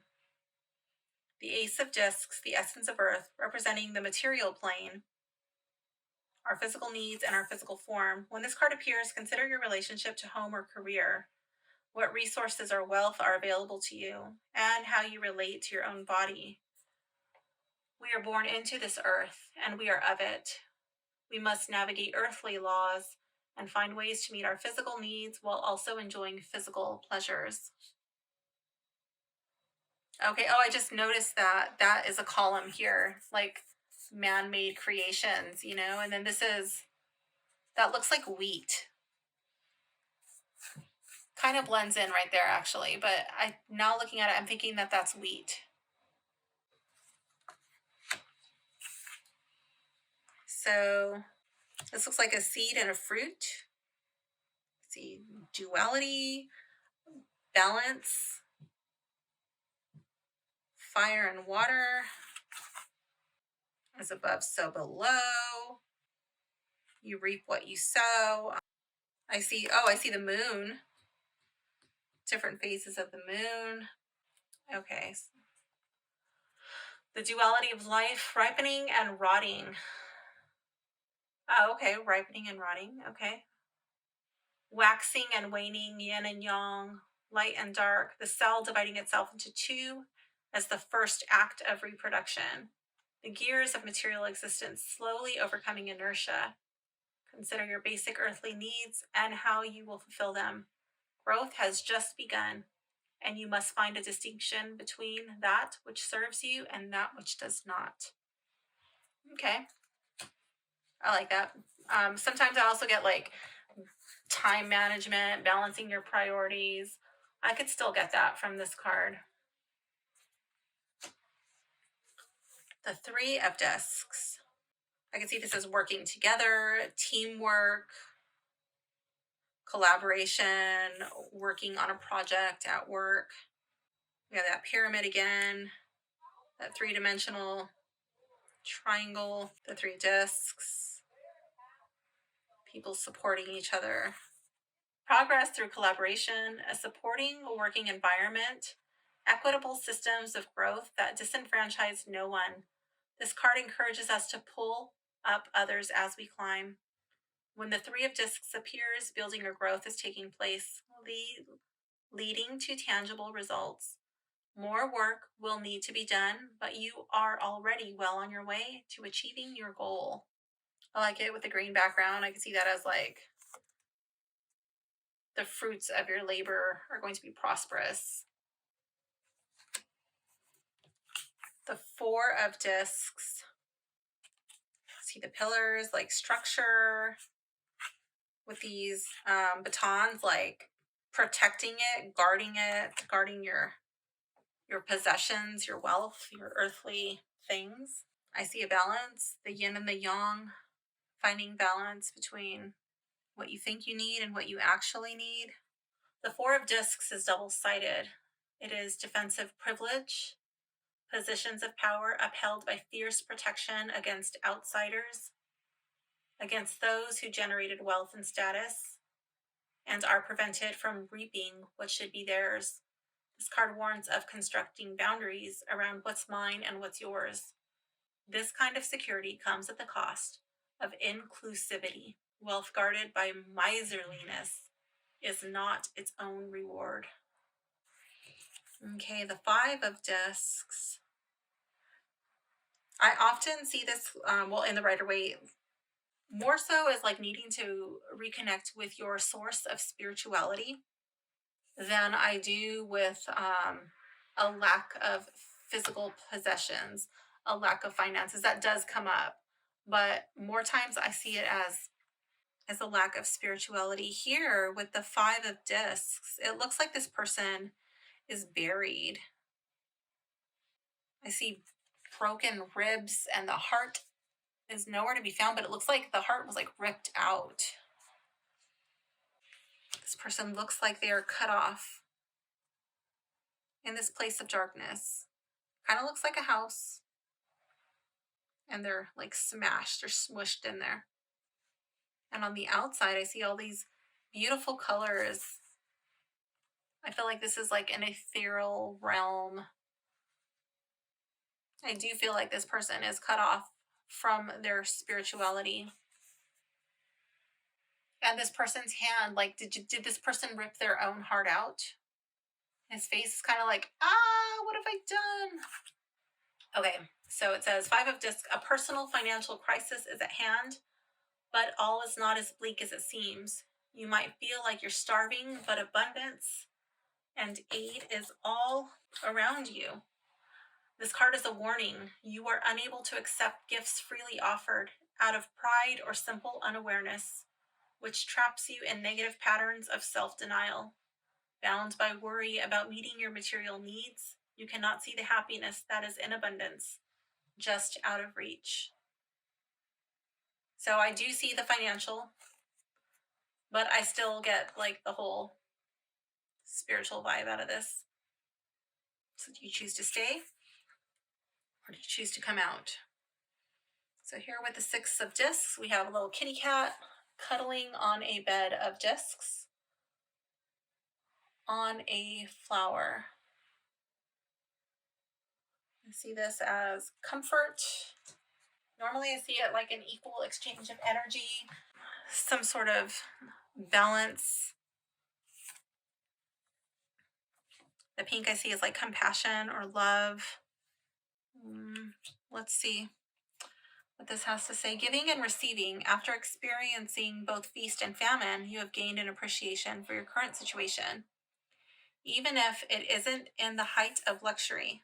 This card represents a balanced sense of generosity that wishes to see no one go without, but also does not overstretch your own resources. In a state of stable happiness, you can trust the stability of your material circumstances.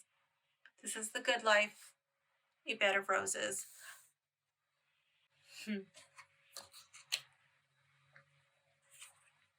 The Seven of Discs. I see roots. I see the plants. Harvesting. I see the little, whatever that thing is. It's like a farm tool. And I see a crown and like some stars. Okay, so I see the lower, your needs are met, your root chakra, your basic needs are met. I see prosperity, and you're able to reap the rewards of your hard work. Let's see. 7. You are at an impasse, trying to plow a stony field full of weeds. The 7 of discs denotes frustrated efforts and futility. Stuck in the mud, you might need to down tools and reevaluate the path you have chosen. This card could also represent a loss of fortune or an unwise investment. What you thought would be a fruitful career move or a life choice has proven to be barren. It doesn't really look that barren to me. And I don't see those flowers as weeds. I would see that as in the reverse. If this card came up like that, I would interpret it like that. But normally in the Rider-Waite, I see the pentacles on the plants, and the guy's kind of looking at them, and he's bored. Like, will you hurry up and ripen so I can harvest you? You know, and there's some falling on the ground. Like, there's obviously some that are available to be picked. So I see this as a reward for your hard work.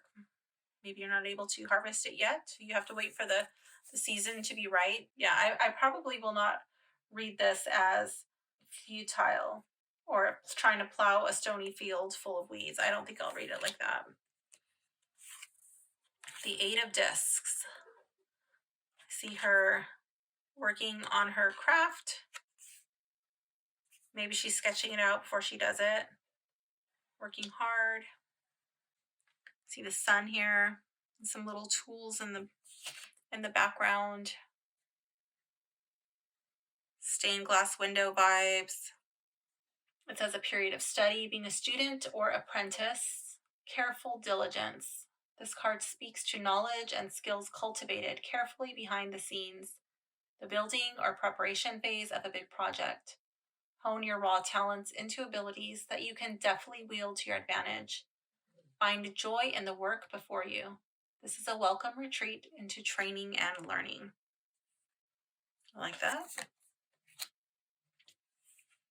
The 9 of discs. So here we got those garden vibes.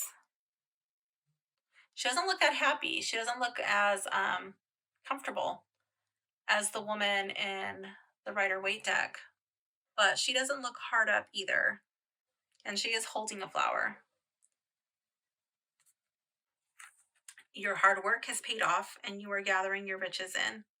The 9 of discs represents returning health and vitality, a personal prosperity. Gather ye rosebuds while ye may. Treat yourself to this moment of abundance, comfort, and prosperity. Taste the sweetness of the fruits of your labor. You are surrounded by plenty. And here with the 10 of discs, I definitely see this as a family card, but more so like a legacy card.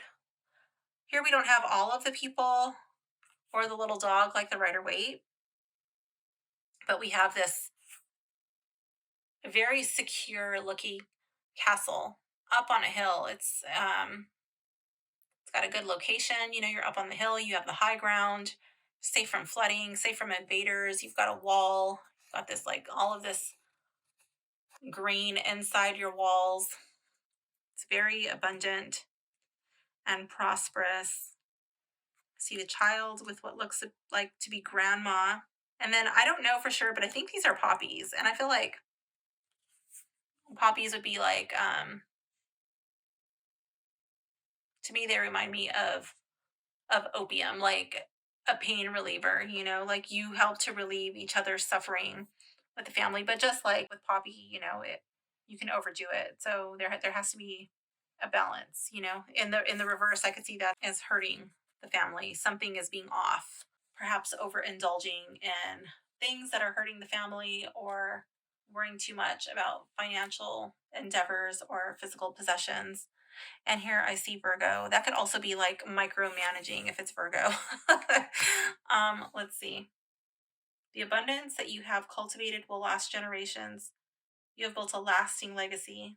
The future is secure and you can provide for others from your those for whom you are responsible are protected and safe from want. This card is a mark of generational wealth and comfort, allowing you to rest on the laurels of your material success.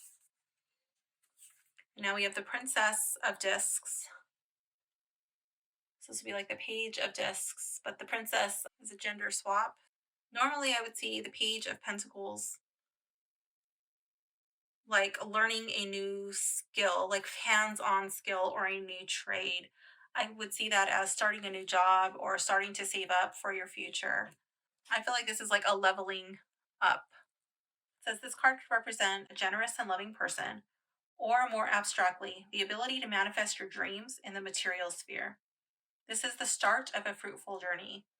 The first efforts you put into manifesting your goals. Resources are available for you to use. The way forward is laid out, and you are being encouraged to proceed. Yeah, I do see that like with this little whatever that is. I feel like it's like it's kind of like an escalator, you know, like you're ready to level up. The Knight of Discs. Okay. Here we have another gender swap. So I see wheat, like a harvest. She's not riding the horse, she's caressing it. So maybe she's like taking time out to nourish the horse. Maybe she's feeding it, she's giving it love. She might be grooming it. She's not charging in, she's not going to head straight into an ambush. Let's see what it has to say. The Knight of Discs. Pragmatic and steadfast, the Knight of Discs stands for the achievement of your goals and wishes through patience and hard work. Tangible rewards can be reached through steady progression. There are no shortcuts to success. The Knight encourages you to accept responsibility for your own health and happiness.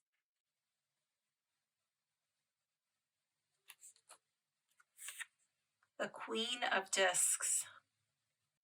Okay, so the Queen of Discs, she looks very round and full figured. This queen is not hungry.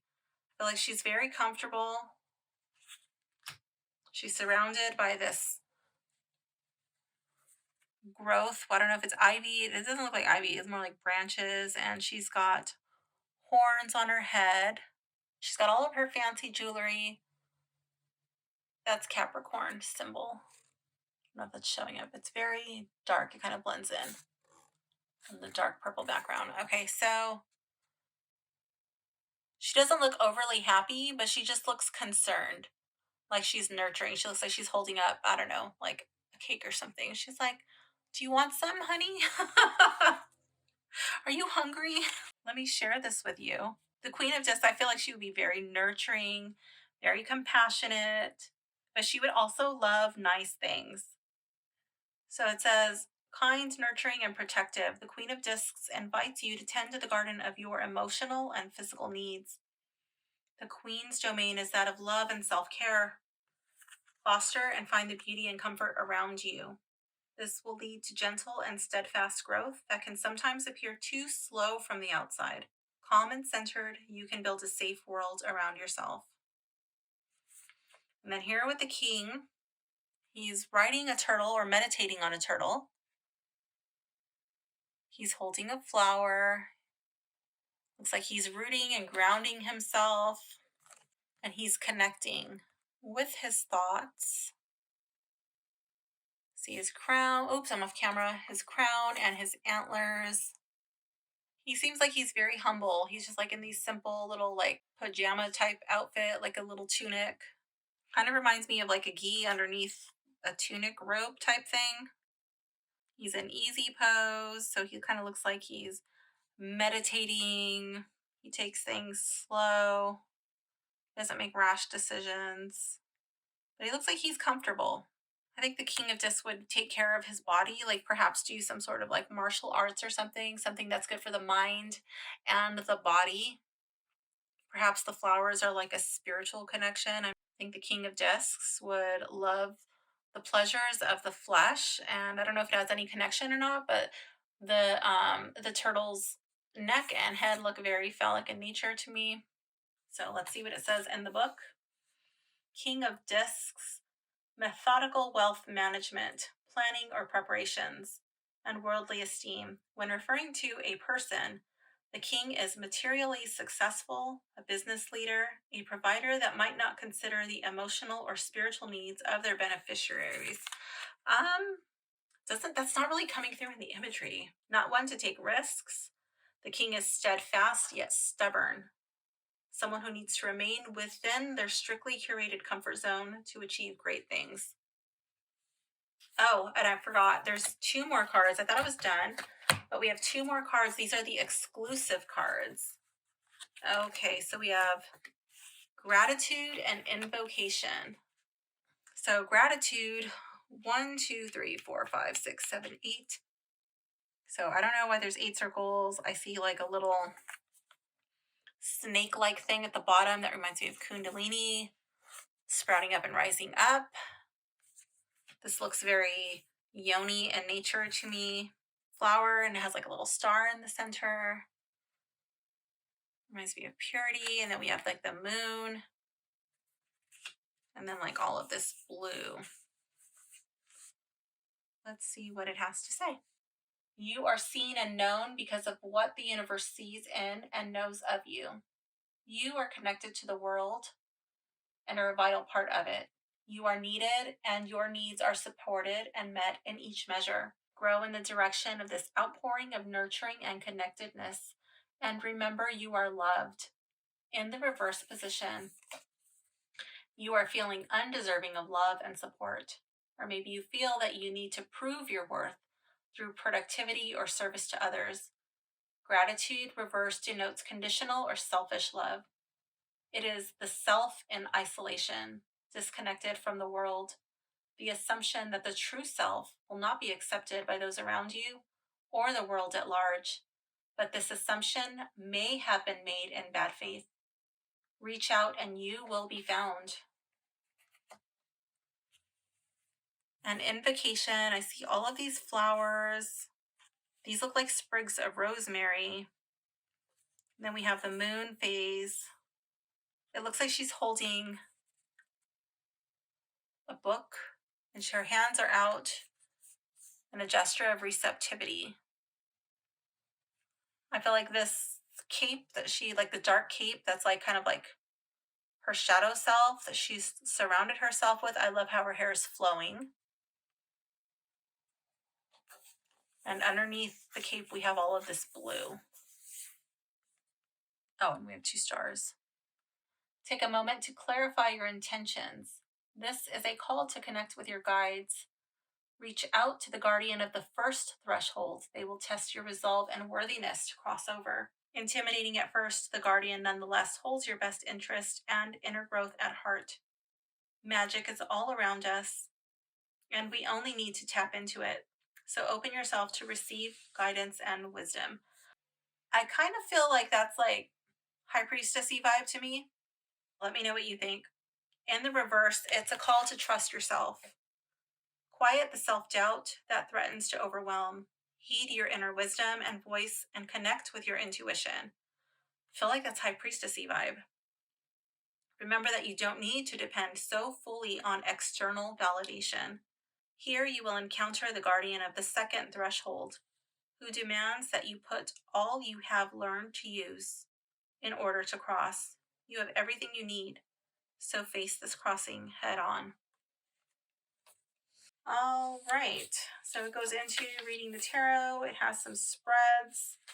It has a 4-card spread. It has Hecate at the crossroads, balanced life, crossing the threshold. I like that she included some of her art in here. Okay, so this video is really long. I think I'm just gonna do my favorite card, which was the Devil. That was my favorite card. I think I'm just gonna do a reading with this deck very soon because I've already connected myself with this deck. So let me just go over my checklist really quickly. I did not talk about the cutting. So the cutting feels pretty good. I wouldn't say that it's fuzzy at all. It feels really smooth. I like the cutting. We have a nice round corner, which I like. It is a different shape from your standard tarot card, so it is a little wider, and it is shorter than Tarot of the Pagan Cats. So it's a different size from a regular tarot card. I do like the guidebook size, considering the size of the deck, but I think it probably would have been better to just have like the guidebook probably just the same size as the cards, or the cards the same size as the guidebook, so then you wouldn't need that little cardboard thing. But since they're not the same size, I am glad that the cardboard thing is there. Let's give the book a sniff test. It almost doesn't smell like anything. I like that. One thing I want to say, I just went through this guidebook once and it's kind of like misshapen now. The binding is a little loose, so sometimes you get you get that, but whatever. Let's give this deck a quick sniff test. Almost no smell. I like that. Let's see how this deck shuffles. They're a little stiff, the cards, actually. I thought it was going to be easier to shuffle because they were smaller and the cards are not that thick.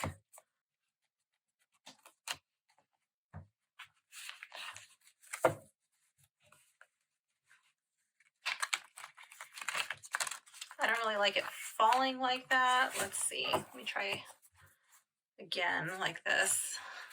I think they're probably a little bit more difficult to shuffle because of the smaller size.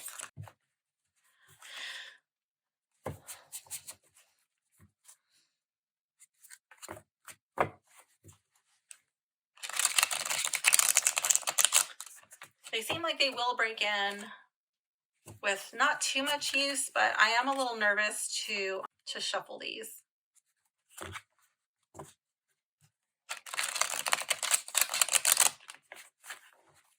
The cards do have a pretty matte finish to them. I'm wondering if they will get fingerprints. They have a coating on them that kind of makes them a little fingerprint resistant, but they don't pick up as many fingerprints as they might, but they do come off. Yeah. I really don't like that line bit on there. Just my personal preference. The font size readability I like.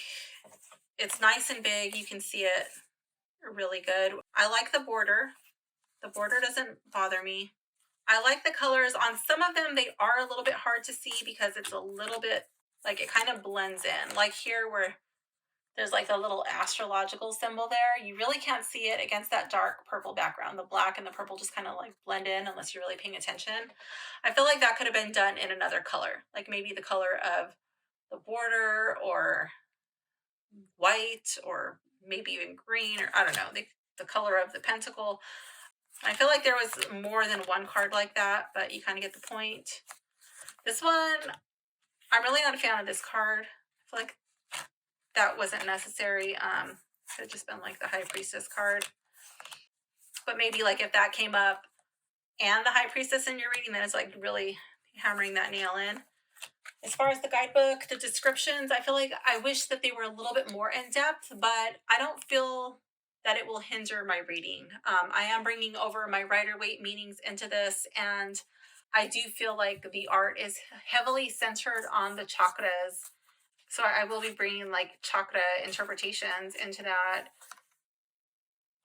I do see Kundalini mentioned a lot. I do see the Tree of Life a lot. I'm not really too knowledgeable on the Tree of Life yet. Maybe that the Tree of Life stuff will make more sense to me once I start to delve into the Spirit Keepers Tarot and into the Thoth Tarot.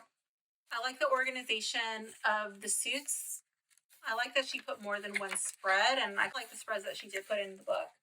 I think this would be a good deck if you wanted to edge your deck. I think it might be fun to do either with different colors, like using different colors from the cards, or just like a main color that is repeated throughout the deck. That might be fun. Let's see, is it sticky or slippery? I would say it's more on the sticky side, but it will break in with use, I'm sure. This is how it sounds in the overhand.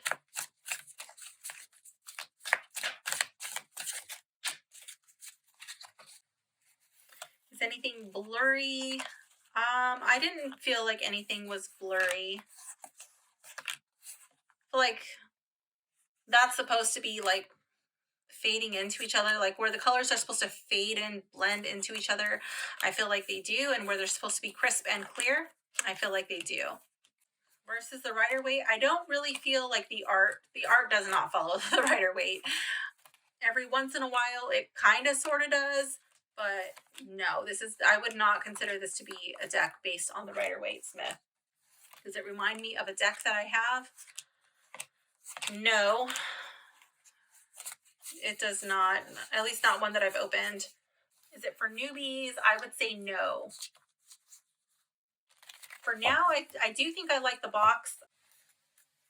Who might like it? If you wanted to see people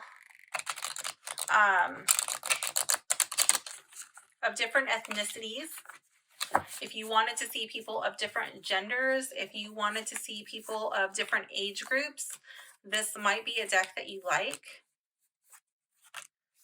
If you wanted to see like more of this like esoteric type of imagery in your deck, this might be a deck that you like.